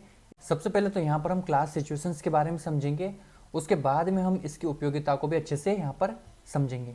समझेगा ध्यान से। अब यहाँ पर क्लास सिचुएशन का मतलब है कि किसी क्लास यानी कक्षा के अंदर घटने वाली घटना या स्थिति। अकाउंटिंग में हम एंट्री से तात्पर्य उन लेन देन की रिकॉर्डिंग से करते हैं जो एक बिजनेस या संस्था में घटित होते। जब हम क्लास सिचुएशंस में एंट्री की बात करते हैं तो इसका मतलब है कि किसी शैक्षिक स्थिति में जो लेन देन यानी ट्रांजैक्शंस होते हैं उन्हें रिकॉर्ड करने की प्रक्रिया। मतलब एक प्रकार से देखा जाए तो जो एंट्री होती है, जो ट्रांजैक्शंस होते हैं, ऐसी स्थिति के ट्रांजैक्शन होते हैं जो शैक्षिक हो। शैक्षिक का मतलब होता है शैक्षणिक भी कह सकते हैं हम इसे, जो एजुकेशन से रिलेटेड होते हैं। तो यहाँ पर हम उन लेन देन को रिकॉर्ड कर सकते हैं। उन्हें रिकॉर्ड करने की यह एक प्रक्रिया हो सकती है। अब समझिएगा आगे ध्यान से। क्लास सिचुएशंस और entry. Class situations and entries किस प्रकार से होती है? क्लास सिचुएशंस में एंट्री का उपयोग विद्यार्थियों को यह समझने के लिए किया जाता है कि किसी संस्था या व्यापार में हो रही घटनाओं को व्यवस्थित तरीके से कैसे रिकॉर्ड किया जाता है। इस प्रक्रिया के माध्यम से हम किसी भी व्यापारिक गतिविधि के बारे में सही जानकारी प्राप्त कर सकते हैं और इसे सही तरीके से आगे बढ़ा सकते हैं। कहने का मतलब ये है कि विद्यार्थियों को यह पता करने के लिए या फिर यह समझने के लिए इस तरह की क्लास सिचुएशन एंट्रीज करनी पड़ती हैं या फिर उस एंट्रीज को करना पड़ता है जो किसी घटनाओं को व्यवस्थित तरीके से कैसे रिकॉर्ड किया जा सकता है। ठीक है, तो इसमें आप इसे कुछ इस प्रकार से समझ सकते हैं। ठीक है, अब हम आगे बढ़ते हैं और आगे इसको अच्छे से समझते हैं। आगे हम समझते हैं यहाँ पर क्लास सिचुएशंस में एंट्री की उपयोगिता। मतलब इसकी जो उपयोगिता होती है उसे भी हम यहाँ पर इस अच्छे से समझते हैं। सबसे पहले हम यहाँ पर समझेंगे लेखा जोखा रखना। ठीक है, लेखा जोखा रखना। क्लास सिचुएशंस में एंट्री का मुख्य उद्देश्य हर लेन देन को सही और व्यवस्थित तरीके से रिकॉर्ड करना है। उदाहरण के लिए यदि एक स्कूल में कोई लेन देन होता है, तो जैसे कि विद्यार्थियों से फीस प्राप्त करना या स्कूल को किसी आपूर्तिकर्ता से किताबें मिलना, तो इस लेन देन को सही तरीके से दर्ज करना जरूरी होता है ताकि सभी खातों में संतुलन बना रहे। देखिए, यहाँ पर हम इस तरह के लेन देन को इसके अंदर रिकॉर्ड करते हैं या फिर ऐसे खातों को मेंटेन करते हैं जिसके अंदर हम यहाँ पर विद्यार्थियों की फीस हो गई, स्कूल में किसी आपूर्तिकर्ता से आपूर्तिकर्ता का मतलब होता है सप्लायर। वह व्यक्ति, कंपनी या संगठन होता है जो किसी उत्पाद या सेवा को प्रदान करता है। यह आमतौर पर व्यापारिक संबंधों में उपयोग किया जाता है जहां एक कंपनी या संगठन को अपने संचालन के लिए सामान या सेवाएं खरीदने की आवश्यकता होती है। तो वहां पर आपूर्तिकर्ता उन वस्तुओं और सेवाओं को प्रदान करता है जिन्हें हम खरीदते हैं या फिर जिसकी खरीदारों को ज़रूरत होती है। मतलब कहने का मतलब ये होता है जो आपूर्तिकर्ता होता है वह एक प्रकार से सप्लाई करने का काम करता है। तो आई होप कि आप लोगों को यह समझ में आया होगा। चलिए अब हम आगे बढ़ते हैं। अगला है यहाँ पर सही निर्णय लेना, मेक द राइट डिसीजन। अब इसका मतलब क्या होता है समझिएगा। जब एक स्कूल या शैक्षिक संस्था के सभी लेन देन सही तरीके से दर्ज होते हैं तो इसका उपयोग संस्था के निर्णय लेने के लिए किया जा सकता है। उदाहरण के लिए यदि कोई स्कूल अपने खर्चों को ट्रैक करता है तो वह यह जान सकता है कि उसे कहाँ ज़्यादा खर्च हो रहा है और कहाँ बचत हो सकती है। यहाँ पर ये सही डिसीजन लेने के लिए उपयोगी होता है। मतलब यहाँ पर हम इन सभी उपयोगिताओं को अच्छे से समझ रहे हैं। ठीक है, तो ये होता है सही डिसीजन लेना, मतलब सही निर्णय लेना। ठीक है, अब हम आगे को बढ़ते हैं। आधिकारिक रिकॉर्ड रखना, मतलब कि ऑफिशियल रिकॉर्ड कीपिंग्स। ठीक है, एंट्री का उद्देश्य हर लेन देन का आधारित रिकॉर्ड रखना है। मतलब कि प्रत्येक जितनी भी लेन देन होती है उन सभी लेन देन का एक अच्छे से रिकॉर्ड रखना। यह भविष्य में किसी भी तरह की जांच, रिपोर्टिंग या संदर्भ के लिए महत्वपूर्ण होता है। मतलब भविष्य में कभी भी हमें किसी भी प्रकार की जानकारी निकालने की आवश्यकता पड़ सकती है, तो उसके लिए यह महत्वपूर्ण होता है। यदि स्कूल या कॉलेज का ऑडिट किया जाता है तो एंट्री से इन सभी लेन देन की पुष्टि की जा सकती है। कहने का मतलब ये है कि जब भी कॉलेज या स्कूल, जब शैक्षणिक की बात हो रही है यहाँ पर, तो शैक्षणिक के अंदर स्कूल या फिर कॉलेज का जब ऑडिट किया जाता है, ठीक है, तो एंट्री से इन सभी लेन देन की पुष्टि की जा सकती है। मतलब जो भी लेन देन इसके अंदर होती है तो उन सभी एंट्रीज का इस रिकॉर्ड के माध्यम से पुष्टि यानी कन्फर्मेशन किया जा सकता है। चलिए आगे बढ़ते हैं। अगला है यहाँ पर टैक्स और कानूनी आवश्यकता, मतलब tax and legal requirements. Class situations में एंट्री का एक महत्वपूर्ण पहलू यह है कि यह संस्थान को टैक्स और कानूनी दायित्वों से बचने में मदद करता है। कहने का मतलब यह है कि टैक्स के अंदर जितने भी कानूनी काम होते हैं या फिर टैक्स और कानूनी रिक्वायरमेंट कह सकते हैं हम, तो उनमें यह दायित्वों से बचने के लिए मदद करता है। सही तरीके से की गई एंट्री से यह सुनिश्चित होता है कि सभी लेन देन के लिए सही टैक्स और रिपोर्टिंग की गई हैं, जिससे कानूनी समस्याएं उत्पन्न नहीं होती। मतलब कहने का मतलब ये है, इसके अंदर टैक्स से संबंधित सभी प्रकार के लेन देन को सुरक्षित मोड पे रखा जाता है और उसके बाद में कानूनी समस्याएं उत्पन्न नहीं होती। मतलब पूरा का पूरा जो काम है वह लीगल तरीके से होता है। ठीक है, तो इसे आप कुछ इस प्रकार से समझ सकते हैं। चलिए अब हम आगे बढ़ते हैं, अगले को समझते हैं। अगला है यहाँ पर समय पर भुगतान और प्राप्ति। ठीक है, टाइमली पेमेंट एंड रिसिप्ट, मतलब समय पर पेमेंट हम कर सकते हैं और समय पर भुगतान प्राप्त कर सकते हैं। एंट्री का एक महत्वपूर्ण उद्देश्य यह भी है कि वह व्यापार के भुगतान और प्राप्त, भुगतान यानी कि पेमेंट करना और प्राप्ति यानी कि रिसिप्ट को ट्रैक करता है। उदाहरण के लिए यदि स्कूल के पास किसी स्टूडेंट से फीस जमा करने का समय होता है, मतलब किसी स्टूडेंट से पेमेंट लेने की यानी कि फीस जमा करने का समय होता है, तो एंट्री यह सुनिश्चित करते हैं कि शुल्क भुगतान समय पर हो और कोई बकाया राशि न हो। इसका मतलब होता है कि जो पेमेंट है, जो रिसिप्ट हैं, वह समय पर हों। ठीक है, अगला है यहाँ पर संचालन में सुधार, मतलब इम्प्रूव ऑपरेशंस। जब सभी लेन देन को ठीक से रिकॉर्ड किया जाता है तो यह शैक्षिक संस्था के संचालन में सुधार कर सकता है। यह संस्थान को यह जानने में मदद करता है कि कौन से क्षेत्र में सुधार की आवश्यकता है और कहाँ सुधार हो सकता है। इसके द्वारा खर्चों की निगरानी और संस्थानों का बेहतर उपयोग किया जा सकता है। मतलब कहने का मतलब ये है कि इसके अंदर हम समय समय पर इम्प्रूवमेंट भी कर सकते हैं और यह भी देख सकते हैं कि कहाँ पर सुधार की आवश्यकता है। ठीक है, और कहाँ पर खर्चों पर निगरानी रखना चाहिए। मतलब ये हर एक प्रकार से देखा जाए तो इम्प्रूवमेंट की बात यहाँ पर हो रही है। चलिए आगे बढ़ते हैं। अगला है यहाँ पर आंतरिक नियंत्रण, इंटरनल कंट्रोल्स। ठीक है, क्लास सिचुएशंस में एंट्री से संसाधन के आंतरिक नियंत्रण को भी मजबूत किया जा सकता है। ठीक है, सही एंट्री से यह सुनिश्चित किया जा सकता है कि किसी भी लेन देन में गड़बड़ी या धोखाधड़ी न हो। प्रत्येक एंट्री के रिकॉर्ड को ट्रैक करके हम यह सुनिश्चित कर सकते हैं कोई भी राशि गलत तरीके से खर्च या जमा नहीं हुई है। सो इसे आप कुछ इस प्रकार से समझ सकते हैं। अब चलिए इसका एक उदाहरण देखते हैं, हम उदाहरण से इसे समझेंगे अच्छे से। ठीक है, समझिएगा। उदाहरण, एक स्कूल में एक छात्र ने 5,000 रुपये की फीस जमा की है। मतलब एक स्कूल के अंदर एक छात्र ने 5,000 रुपये की फीस जमा की है। इस लेन देन को स्कूल के बही खाते में सही तरीके से दर्ज किया जाता है। इससे स्कूल को यह पता चलता है कि छात्रों से कितनी फीस प्राप्त हुई है और कितनी बकाया है। इसी प्रकार अगर स्कूल ने किसी आपूर्तिकर्ता यानी कि सप्लायर से किताबें खरीदी तो उस लेन देन को भी सही तरीके से रिकॉर्ड किया जाता है। इससे स्कूल को पता चलता है कि उसे कितनी राशि का भुगतान करना है और कितनी राशि उसे प्राप्त हुई है।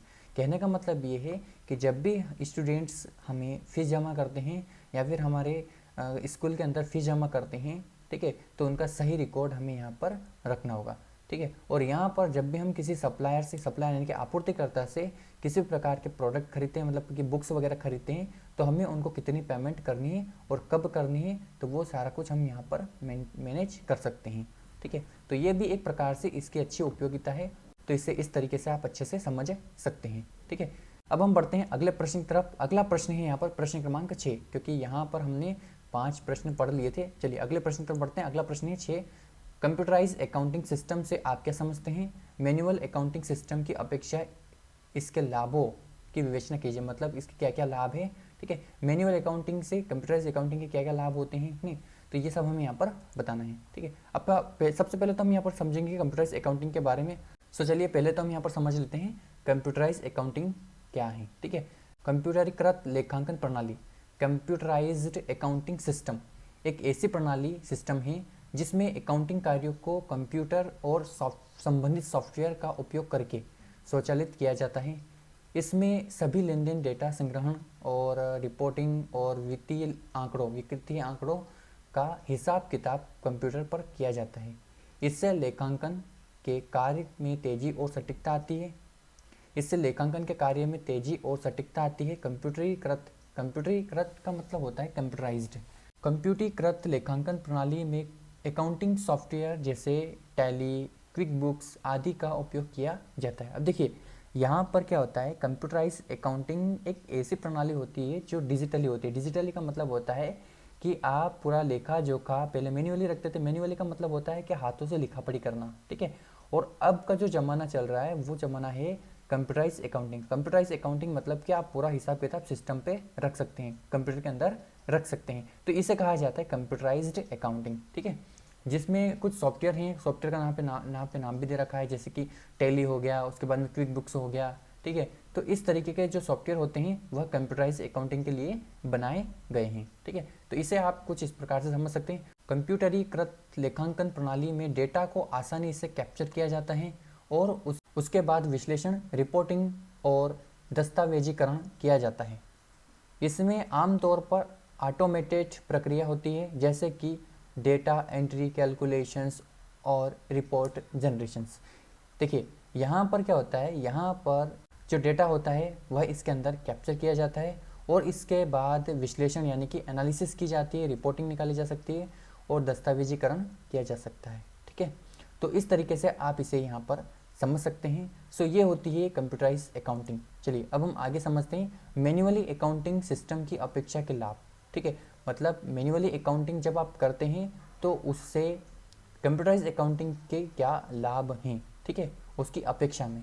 तो समझिएगा, सबसे पहले तो हम यहाँ पर समझते हैं मैनुअल अकाउंटिंग प्रणाली। मैनुअल अकाउंटिंग सिस्टम वह तरीका है जिसमें सभी लेखांकन कार्य कागज और कलम के द्वारा किए जाते हैं। कागज और कलम का मतलब हाथ से आप लिखा पढ़ी करते हैं वो वाली, ठीक है। इसमें लेन देन को हाथ से दर्ज किया जाता है, गणना की जाती है और रिपोर्ट तैयार की जाती है। हालांकि यह तरीका आजकल कम उपयोग में आता है क्योंकि कंप्यूटरीकृत लेखांकन प्रणाली की तुलना में मैनुअल प्रणाली कई मामलों में कम प्रभावी होती है। कहने का मतलब ये है कि अभी अधिकांश जो काम होता है वह कंप्यूटराइज्ड अकाउंटिंग से होता है। मैनुअली प्रणाली यानी मैनुअली जो अकाउंटिंग होती है वह कम हो चुकी है, जिसका प्रभाव भी कम है, ठीक है। तो यहाँ पर जो मैनुअली अकाउंटिंग है वह एक प्रकार से देखा जाए तो पुरानी पीढ़ी की है और जो कंप्यूटराइज्ड अकाउंटिंग है यह एक नई पीढ़ी की है, ठीक है। तो इसे आप इस प्रकार से समझ सकते हैं। चलिए आगे समझते हैं हम इसी में। कंप्यूटरीकृत लेखांकन प्रणाली के लाभ मैनुअल प्रणाली से बेहतर साबित होती हैं। मतलब यहाँ पर एक प्रकार से देखा जाए तो कंप्यूटराइज्ड अकाउंटिंग के जो लाभ हैं वह मैनुअल प्रणाली से बेहतर साबित हो सकते हैं। तो पहला है यहाँ पर तेजी और सटीकता। तेजी और सटीकता यानी कि स्पीड एंड एक्यूरेसी। कंप्यूटरीकृत लेखांकन प्रणाली में गणना और डेटा एंट्री स्वचालित होती है। स्वचालित का मतलब होता है ऑटोमेटिकली, ठीक है। यह मैनुअल तरीके से किए गए कार्यों की तुलना में अधिक तेज और सटीक हैं।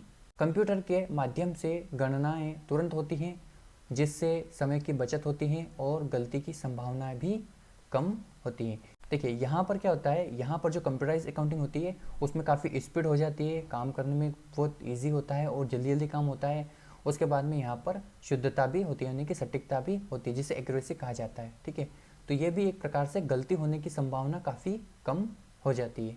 अगला यहाँ पर मैनुअल अकाउंटिंग। अब देखिए मैनुअल अकाउंटिंग है, देखिए यहाँ पर मैंने क्या किया है, यहाँ पर आपको हर एक पॉइंट के व्यू को देखते हुए हम मैनुअल अकाउंटिंग को भी देखेंगे, ठीक है। यहाँ पर हमने कंप्यूटराइज अकाउंटिंग को देख लिया, अब यहाँ पर हम मैनुअल अकाउंटिंग को भी साथ में देखेंगे। मैनुअल प्रणाली, ठीक है। मैनुअल प्रणाली में गणनाएं और डेटा एंट्री को हाथ से करना पड़ता है, जो समय लेता है। समय मतलब काफ़ी समय उसमें लग जाता है और गलतियाँ होने की भी संभावना होती है या फिर और गलतियाँ होने का खतरा रहता है। मतलब कहने का मतलब ये है कि जो मैनुअल अकाउंटिंग होती है उससे कंप्यूटराइज अकाउंटिंग कहीं बेहतर अच्छी हैं, ठीक है। तो इसे आप ऐसे समझ सकते हैं। चलिए आगे बढ़ते हैं। अगला यहाँ पर ऑटोमेटेड रिपोर्टिंग। ऑटोमेटेड कैसे रिपोर्टिंग होती है? कंप्यूटरीकृत लेखांकन प्रणाली से वित्तीय रिपोर्ट्स, वित्तीय यानी रिपोर्ट्स यानी कि फाइनेंशियल रिपोर्ट जैसे balance sheet, profit and loss statement और कैश फ्लो स्टेटमेंट तुरंत तैयार हो सकती हैं। इन रिपोर्ट्स में किसी भी प्रकार की गलती या कमी की संभावना बहुत कम होती है। कहने का मतलब ये है कि ये सारी चीज़ें जो रिपोर्ट्स वगैरह होती है यह ऑटोमेटिकली ही तैयार हो जाती है, ठीक है। ज़्यादा इसमें आपको पछने की ज़रूरत नहीं पड़ती। लेकिन मैनुअली अकाउंटिंग में क्या होता है, मैनुअली अकाउंटिंग के अंदर मैनुअल प्रणाली में रिपोर्ट तैयार करने में समय लगता है और इसमें मानवीय त्रुटियों, मानवीय का मतलब कि जो इंसान काम करते हैं उनसे त्रुटि मतलब गलतियाँ की संभावना रहती है। रिपोर्ट तैयार करने के लिए कई दस्तावेजों की ज़रूरत होती है। दस्तावेजों का मतलब होता है कि ऐसे कई डॉक्यूमेंट्स चाहिए होते हैं जिससे रिपोर्ट तैयार हो जाए, ठीक है। लेकिन यहाँ पर इन सभी का जो तोड़ निकाला है वह तोड़ यहाँ पर कंप्यूटराइज अकाउंटिंग में निकाला है। मतलब आप एक क्लिक में balance sheet, profit and loss and statement बना सकते हैं कंप्यूटराइज अकाउंटिंग के अंदर।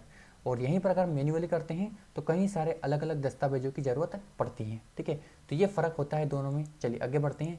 अगला है यहाँ पर डेटा सुरक्षा, डेटा सिक्योरिटी। अब डेटा सिक्योरिटी कैसे समझेगा?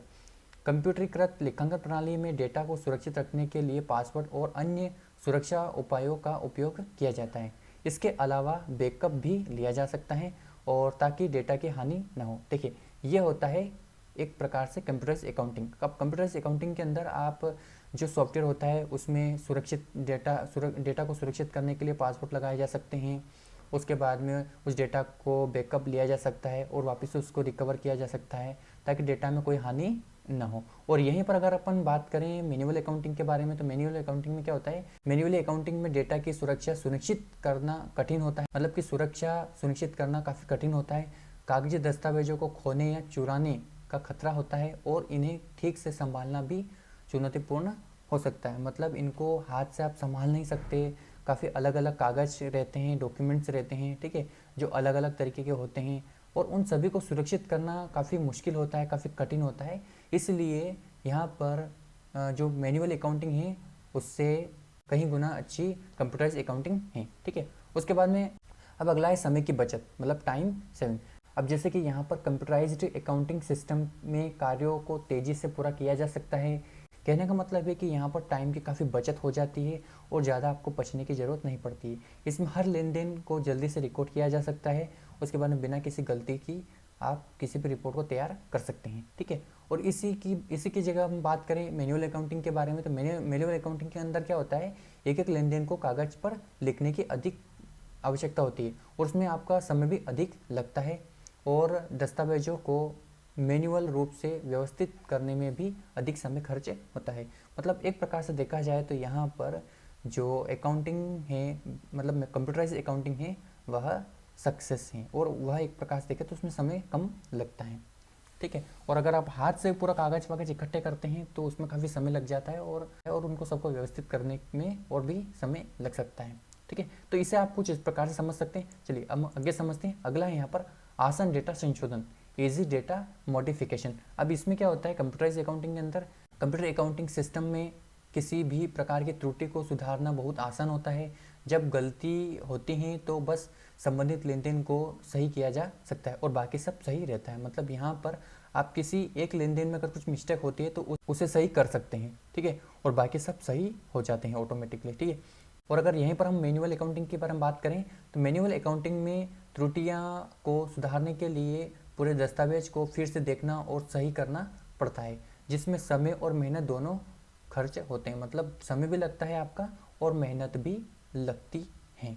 अगला है यहाँ पर ट्रांसपेरेंसी और ऑडिट।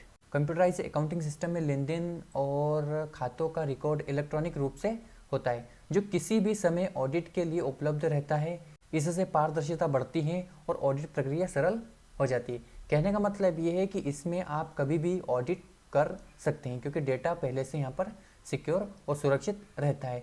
और यहीं पर अगर हम बात करें मैनुअल अकाउंटिंग के अंदर, तो मैनुअल अकाउंटिंग में यह पारदर्शिता और ऑडिट के लिए सुगमता नहीं होती। सुगमता का मतलब होता है ये इतना ईजी नहीं होता है। ऑडिट के लिए कागजी दस्तावेजों का सहारा लेना पड़ता है। मतलब कागजी जितने भी कागज उसमें ऑडिट करने की आवश्यकता पड़ती है, उन सभी कागजों की आवश्यकता होती है। उनका सबका सहारा यहाँ पर लेना पड़ता है, जो समय साध्य और कठिन हो सकता है। मतलब यहाँ पर काफ़ी समय लगता है और ये बहुत कठिन हो सकता है। ठीक है, तो यहाँ पर हमने जो समझा है वह ट्रांसपेरेंसी और ऑडिट को समझा है। ठीक है, अब यहाँ पर हम अगले को समझेंगे। अगला है यहाँ पर कॉस्ट इफेक्टिव। ठीक है, कंप्यूटराइज अकाउंटिंग सिस्टम में एक बार सॉफ्टवेयर और कंप्यूटर सेटअप कर लेने के बाद लंबे समय में यह मैनुअल प्रणाली से सस्ती साबित हो सकती है। मतलब यहाँ पर आपको ज़्यादा खर्चा नहीं होता है। खर्चा मतलब पैसे का खर्चा यहाँ पर ज़्यादा नहीं होता है। मैनुअल अकाउंटिंग से यह काफ़ी सस्ता पड़ता है। इसमें कर्मचारियों के लिए अतिरिक्त प्रशिक्षण और पेपर वर्क की आवश्यकता नहीं होती है। मतलब यहाँ पर जो आप कर्मचारी होते हैं उनको ज़्यादा अतिरिक्त प्रशिक्षण होने की आवश्यकता नहीं होती है और पेपर वर्क की आवश्यकता यहाँ पर नहीं होती है। ठीक है, और यहीं पर अगर अपन बात करें मैनुअल अकाउंटिंग की, तो मैनुअल अकाउंटिंग में कागज, पेन और अन्य आवश्यकताएं बढ़ती हैं जो लंबे समय में महंगे साबित हो सकते हैं। साथ ही इसके लिए ज़्यादा मानव संसाधनों की आवश्यकता होती है। मानव संसाधनों का मतलब होता है कि ज़्यादा कर्मचारी की यहाँ पर ज़रूरत पड़ती है मैनुअल अकाउंटिंग के लिए, ठीक है। लेकिन यहीं पर जो कंप्यूटराइज अकाउंटिंग होती है उसके अंदर पेपर वर्क और अतिरिक्त प्रशिक्षण की आवश्यकता नहीं होती है। इसे इजीली काम में लिया जा सकता है। सो आपने इसे अच्छे से समझा होगा। चलिए आगे बढ़ते हैं। अगला यहाँ पर बहुत सारे कार्यों का प्रबंधन। कंप्यूटराइज अकाउंटिंग सिस्टम में कई कार्यों को एक साथ करने में सक्षम होती है, जैसे कि इन्वेंट्री का ट्रैक रखना, लेन देन का रिकॉर्डिंग करना और विभिन्न वित्तीय रिपोर्ट तैयार करना। इसके अलावा ये सभी कार्यों एवं साथ ही सिंक्रोनाइज हो सकती है। देखिए यहाँ पर क्या होता है कि बहुत सारे काम को आप एक साथ यहाँ पर कर सकते हैं। उसके साथ में यहाँ पर इन्वेंट्री को ट्रैक करना, लेन देन की रिकॉर्डिंग करना और उसके बाद में विभिन्न वित्तीय रिपोर्ट तैयार करना, वित्तीय रिपोर्ट यानी कि फाइनेंशियल रिपोर्ट को तैयार करना। इसके अलावा ये सभी कार्य एक साथ सिंक्रोनाइज हो सकते हैं। सिंक्रोनाइज का मतलब होता है कि ये सारे काम को आप एक साथ कर सकते हैं, ठीक है। मर्ज करके भी कर सकते हैं और इजीली ये हो जाते हैं। और यहीं पर अगर अपन बात करें मैनुअल अकाउंटिंग के बारे में, तो मैनुअल अकाउंटिंग के अंदर एक समय में केवल कुछ ही कार्यों को पूरा किया जा सकता है। मतलब एक ही समय में केवल कुछ ही कार्यों को पूरा किया जा सकता है और कई कार्यों को अलग अलग समय में करना पड़ता है। मतलब यहाँ पर काफ़ी समय लगता है और समय खर्चे काफ़ी होता है, ठीक है।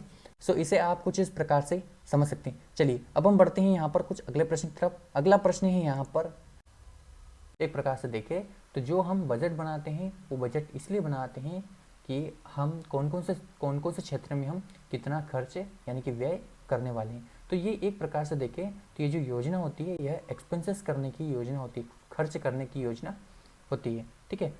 चलिए आगे बढ़ते हैं। अब हम समझते हैं यहाँ पर बजट के उपयोग के प्रमुख लाभ। हम यहाँ पर benefit of using a budget, budget के हमें बेनिफिट यहाँ पर बताने हैं। पहला है यहाँ पर खर्चों पर नियंत्रण, कंट्रोल ओवर एक्सपेंसेस। मतलब एक प्रकार से देखें तो हम जितने भी खर्चे करते हैं उन खर्चों पर हमें यहाँ पर नियंत्रण कर रखने की ज़रूरत है। बजट की सहायता से व्यवसाय अपने खर्चों को निर्धारित सीमा में रख सकता है और अनावश्यक खर्चों को रोक सकता है। मतलब एक प्रकार से देखें तो जो बजट होता है वह अनावश्यक खर्चों को यहाँ पर रोक सकता है। लक्ष्यों की प्राप्ति, अचीवमेंट ऑफ गोल्स। मतलब एक प्रकार से यहाँ पर जो बजट हम बनाते हैं वह लक्ष्यों की प्राप्ति में काफ़ी मददगार साबित होता है, ठीक है। लक्ष्यों को प्राप्त करने में मदद मिलती है। वित्तीय लेन देन में सहायक, ठीक है। बजट से व्यवसाय को यह जानने में सहायता मिलती है कि किस गतिविधि में कितने संसाधन का उपयोग किया गया है और आगे कैसे प्रबंधन किया जाना चाहिए। मतलब एक प्रकार से देखा जाए तो यह बिजनेस को संचालित करने के लिए कितने संसाधन का उपयोग किया गया है और आगे कैसे प्रबंधन किया जाना है, मतलब मैनेजमेंट किया जाना चाहिए। तो ये भी आप अच्छे से डिसीजन इसमें ले सकते हैं या फिर इसके अंदर जो सहायता मिलती है या फिर सहायक होता है वो उसे समझ सकते हैं। चलो अगले समझते हैं वित्तीय प्रदर्शन का मूल्यांकन, ठीक है। बजट के माध्यम से व्यवसाय यह देख सकता है कि उसके वास्तविक खर्च और आय बजट से कितने मेल खाते हैं। मतलब एक प्रकार से यहाँ पर तो जो वास्तविक खर्च और आय होती है वह बजट से कितने मेल खा रहे हैं, कितने नहीं खा रहे हैं, तो वो यहाँ पर हम देख सकते हैं। अगला यहाँ पर टैली में बजट बनाना। अब देखिए यहाँ पर हम सीखेंगे टैली में बजट बनाना, बजटिंग इन टैली कैसे। देखिए यहाँ पर मैंने कुछ स्टेप्स ले रखे हैं, ठीक है। अगर मैं आपको ये प्रैक्टिकली सिखाऊंगा तो काफ़ी समय हो जाएगा, ठीक है। तो मैं यहाँ पर इन सभी की स्टेप्स को आपको यहाँ पर बता रहा हूँ, आप इन सभी को नोट डाउन कर लीजिएगा।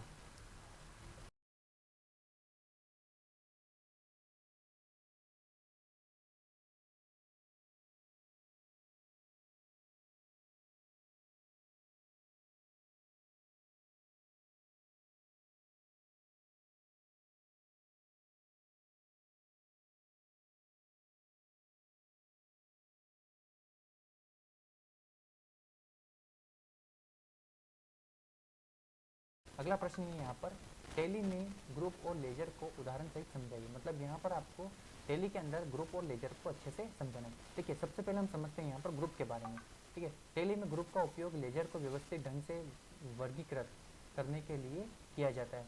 ग्रुप विभिन्न प्रकार के खातों जैसे कि संपत्ति यानी कि असेट्स, देनदारी यानी कि लाइबिलिटीज, आय मतलब इनकम और खर्च मतलब एक्सपेंसेस को उनके स्वभाव के आधार पर एक समूह में वर्गीकृत करते हैं।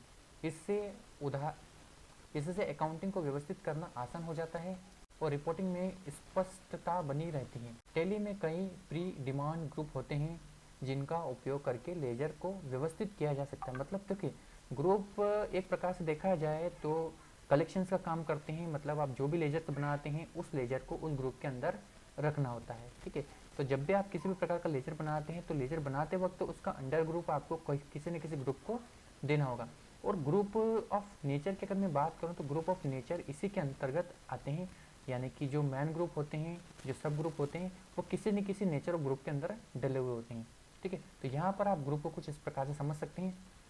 अब यहाँ पर हम इसका एग्जाम्पल समझते हैं, जैसे कि संपत्ति। अब संपत्ति इसमें cash in hand, bank account, निवेश यानी कि इन्वेस्टमेंट आदि आते हैं। मतलब असेट्स के अंतर्गत इस तरीके के जो लेजर्स हैं और वह आते हैं। लेजर्स यानी कि ग्रुप भी कह सकते हैं और लेजर्स भी कह सकते हैं। तो ये जो ग्रुप है ना, ये ग्रुप हैं और एक प्रकार से देखें तो जो लेजर बनाते हैं वो इन ग्रुप के अंदर आते हैं।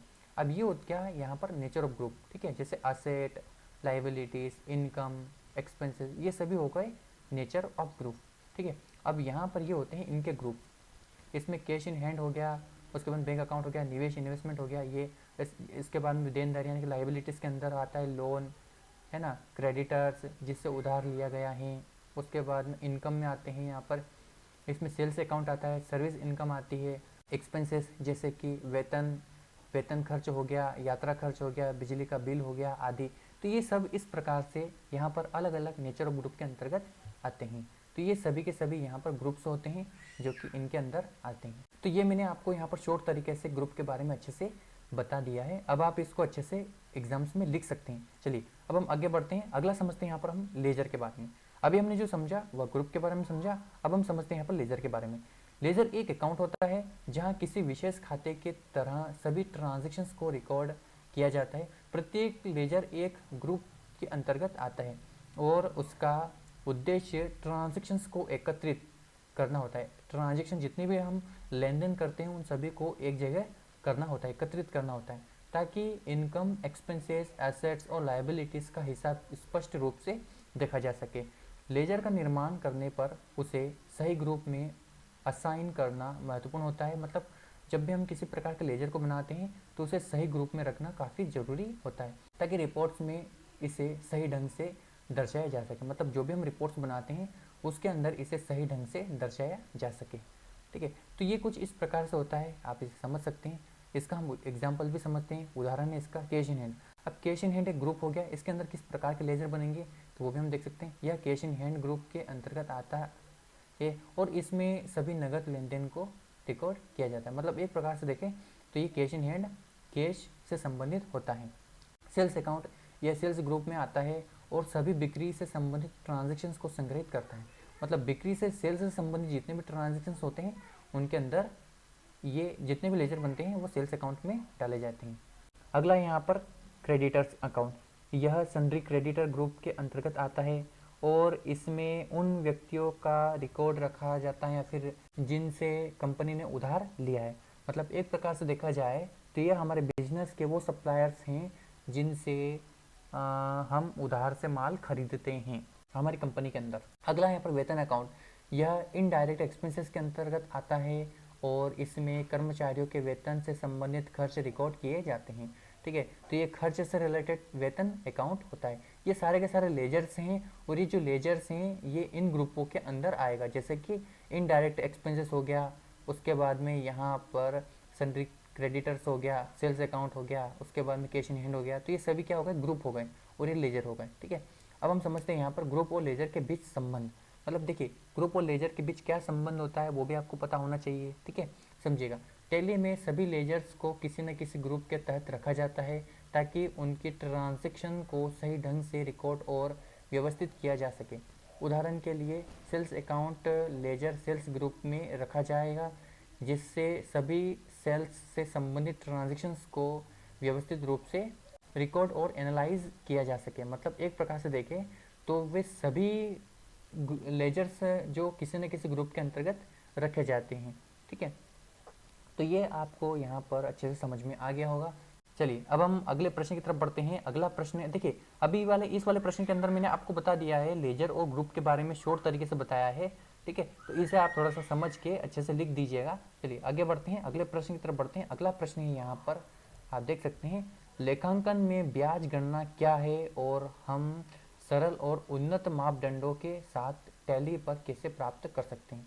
देखिए लेखांकन के ब्याज गणना हमें यहाँ पर बताना है, उसके बाद में उनके उन्नत मापदंडों को भी यहाँ पर बताना है। सो चलिए इसे हम आगे अच्छे से समझते हैं। सबसे पहले हम समझते हैं यहाँ पर लेखांकन में ब्याज गणना मतलब इंटरेस्ट कैलकुलेशंस। आखिर कैलकुलेशंस कैसे होती है इसकी और किस तरीके से हम ब्याज की गणना करते हैं, समझिएगा।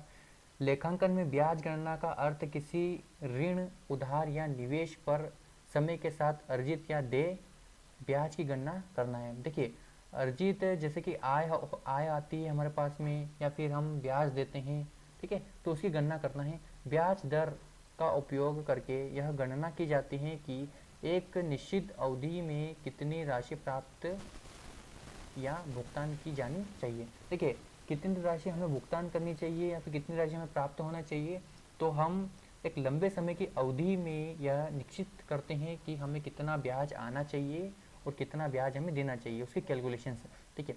लेखांकन में ब्याज गणना दो प्रकार से की जाती है। देखिए लेखांकन के अंदर ब्याज गणना, अकाउंटिंग के अंदर ब्याज गणना दो प्रकार से की जाती है। पहला है यहाँ पर सरल ब्याज, सिंपल इंटरेस्ट। आपने कहीं ना कहीं सुना होगा सिंपल इंटरेस्ट के बारे में।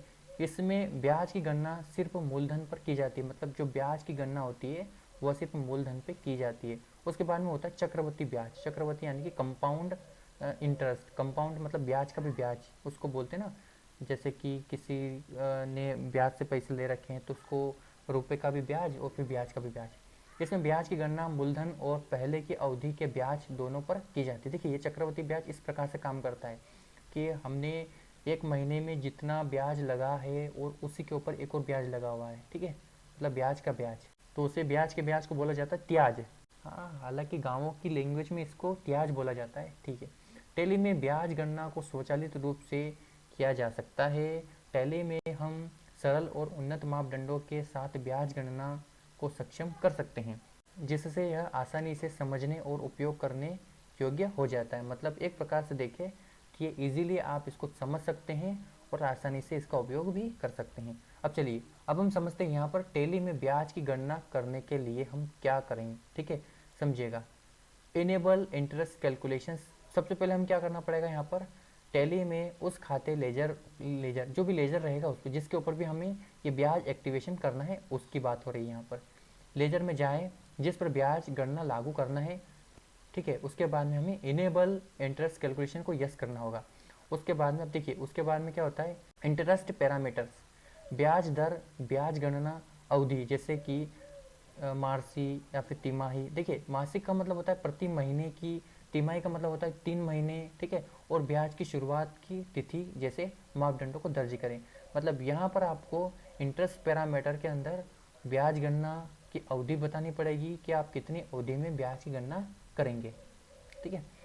अब उसके बाद में होता है एक और सिंपल इंटरेस्ट कैलकुलेशन।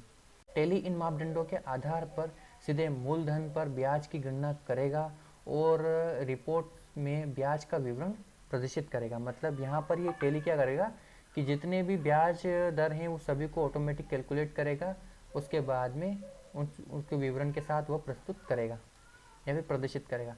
उन्नत मापदंडों के साथ ब्याज गणना, अब देखिए ये उन्नत मापदंडों के साथ ब्याज गणना, इसे भी समझ लीजिएगा।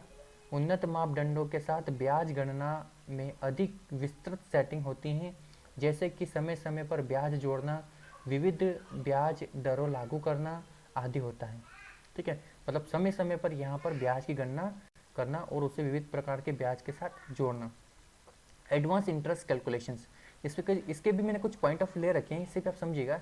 टैली में ब्याज गणना को और अधिक विस्तृत बनाने के लिए उन्नत मापदंडों का उपयोग किया जाता है। मतलब टैली के अंदर उन्नत मापदंडों का उपयोग किया जाता है, ठीक है। अब इनको भी समझिएगा। मल्टीपल इंटरेस्ट रेट्स, मतलब यहाँ पर हम अलग अलग ब्याज दर दे सकते हैं, जैसे कि मल्टीपल इंटरेस्ट रेट्स, हम यहाँ पर मल्टीपल इंटरेस्ट रेट को भी ऐड ऑन कर सकते हैं, जैसे कि विभिन्न समयावधि के लिए अलग अलग ब्याज दरों को सेट किया जा सकता है। ये एडवांस में आता है, एडवांस पैरामीटर जिसको बोल सकते हैं, ठीक है। उदाहरण के लिए पहले 3 महीनों के लिए हम अलग ब्याज दर दे सकते हैं और अगले 3 महीने के लिए हम अलग ब्याज दे सकते हैं। तो ये इसी के अंदर आता है, आप इसको इस तरीके से अच्छे से समझ सकते हैं। अब हम समझते हैं यहाँ पर कंपाउंड इंटरेस्ट। कंपाउंड इंटरेस्ट कैसे काम करता है, जैसे कि चक्रवृद्धि ब्याज के लिए ब्याज की पुनः गणना करना होता है, ठीक है, अवधि को चयनित करके, और जैसे कि मासिक हो गया, तिमाही हो गया, इसमें ब्याज का पुनः ब्याज पर गणना हो सकती है। मतलब ये जो कंपाउंडिंग इंटरेस्ट होता है, इस पे भी ब्याज की आप गणना यहाँ पर कर सकते हैं। हालांकि आप इसको पढ़ के अच्छे से समझ सकते हैं, मैंने आपको इजीली यहाँ पर समझा रखा है। टेली में ब्याज गणना का महत्व। अब इसमें टेली के अंदर जो ब्याज गणना होती है उसका क्या महत्व होता है वो भी समझ लीजिए। टेली में ब्याज गणना को सक्षम करना एक व्यापार के लिए अत्यंत महत्वपूर्ण है, क्योंकि यह समय की बचत करता है और त्रुटियों को कम करता है। टेली में स्वचालित रूप से ब्याज की गणना करके व्यापार को ब्याज से संबंधित लेखांकन को प्रभावी और सटीक बनाता है। मतलब देखा जाए तो टेली के अंदर ये काफ़ी इम्पोर्टेंट होता है, ठीक है, जो कि यहाँ पर ऑटोमेटिक रूप से ब्याज की गणना करता है, ऑटोमेटिक रूप से, और उससे संबंधित अकाउंटिंग को प्रभावी और सटीक बनाता है, ठीक है। सो इसे आप कुछ इस प्रकार से समझ सकते हैं, ठीक है। चलिए अब हम बढ़ते हैं अगले प्रश्न की तरफ। ये प्रश्न हमारा यहीं पर खत्म होता है, ठीक है। अगला प्रश्न है, यहाँ पर आप समझ सकते हैं, टेली लेखांकन में बैंक समाधान विवरण को समझाइए। अब हम समझते हैं यहाँ पर बैंक रिकन्सिलेशन स्टेटमेंट के बारे में। टेली लेखांकन में बैंक समाधान विवरण, बैंक रिकन्सिलेशन स्टेटमेंट, समझिएगा इसे ध्यान से। बैंक समाधान विवरण यानी कि बैंक रिकन्सिलेशन स्टेटमेंट एक ऐसी प्रक्रिया है जिसमें किसी कंपनी के बैंक खाते के विवरण को उसके बैंक पासबुक या बैंक स्टेटमेंट के साथ मिलाया जाता है। इसका मुख्य उद्देश्य दोनों विवरणों में किसी भी प्रकार की असंगति का मतलब होता है क्या किसी की प्रकार का अंतर, ठीक है, या अंतर का पता लगाना और उसे ठीक करना होता है। मतलब एक प्रकार से देखें तो जो रिकन्सिलेशन होता है वह हमारे बैंक और हमारे बिजनेस के अंदर, बिजनेस यानी कि हम टेली मान लेते हैं, ठीक है, टेली के अंदर मिलान करता है किसी भी लेन देन का। समझिएगा आगे। टेली जैसे लेखांकन सॉफ्टवेयर में बैंक समाधान विवरण को बनाना और प्रबंधित करना सरल और समय की बचत करने वाला होता है। मतलब समय की बचत भी यहाँ पर होती है।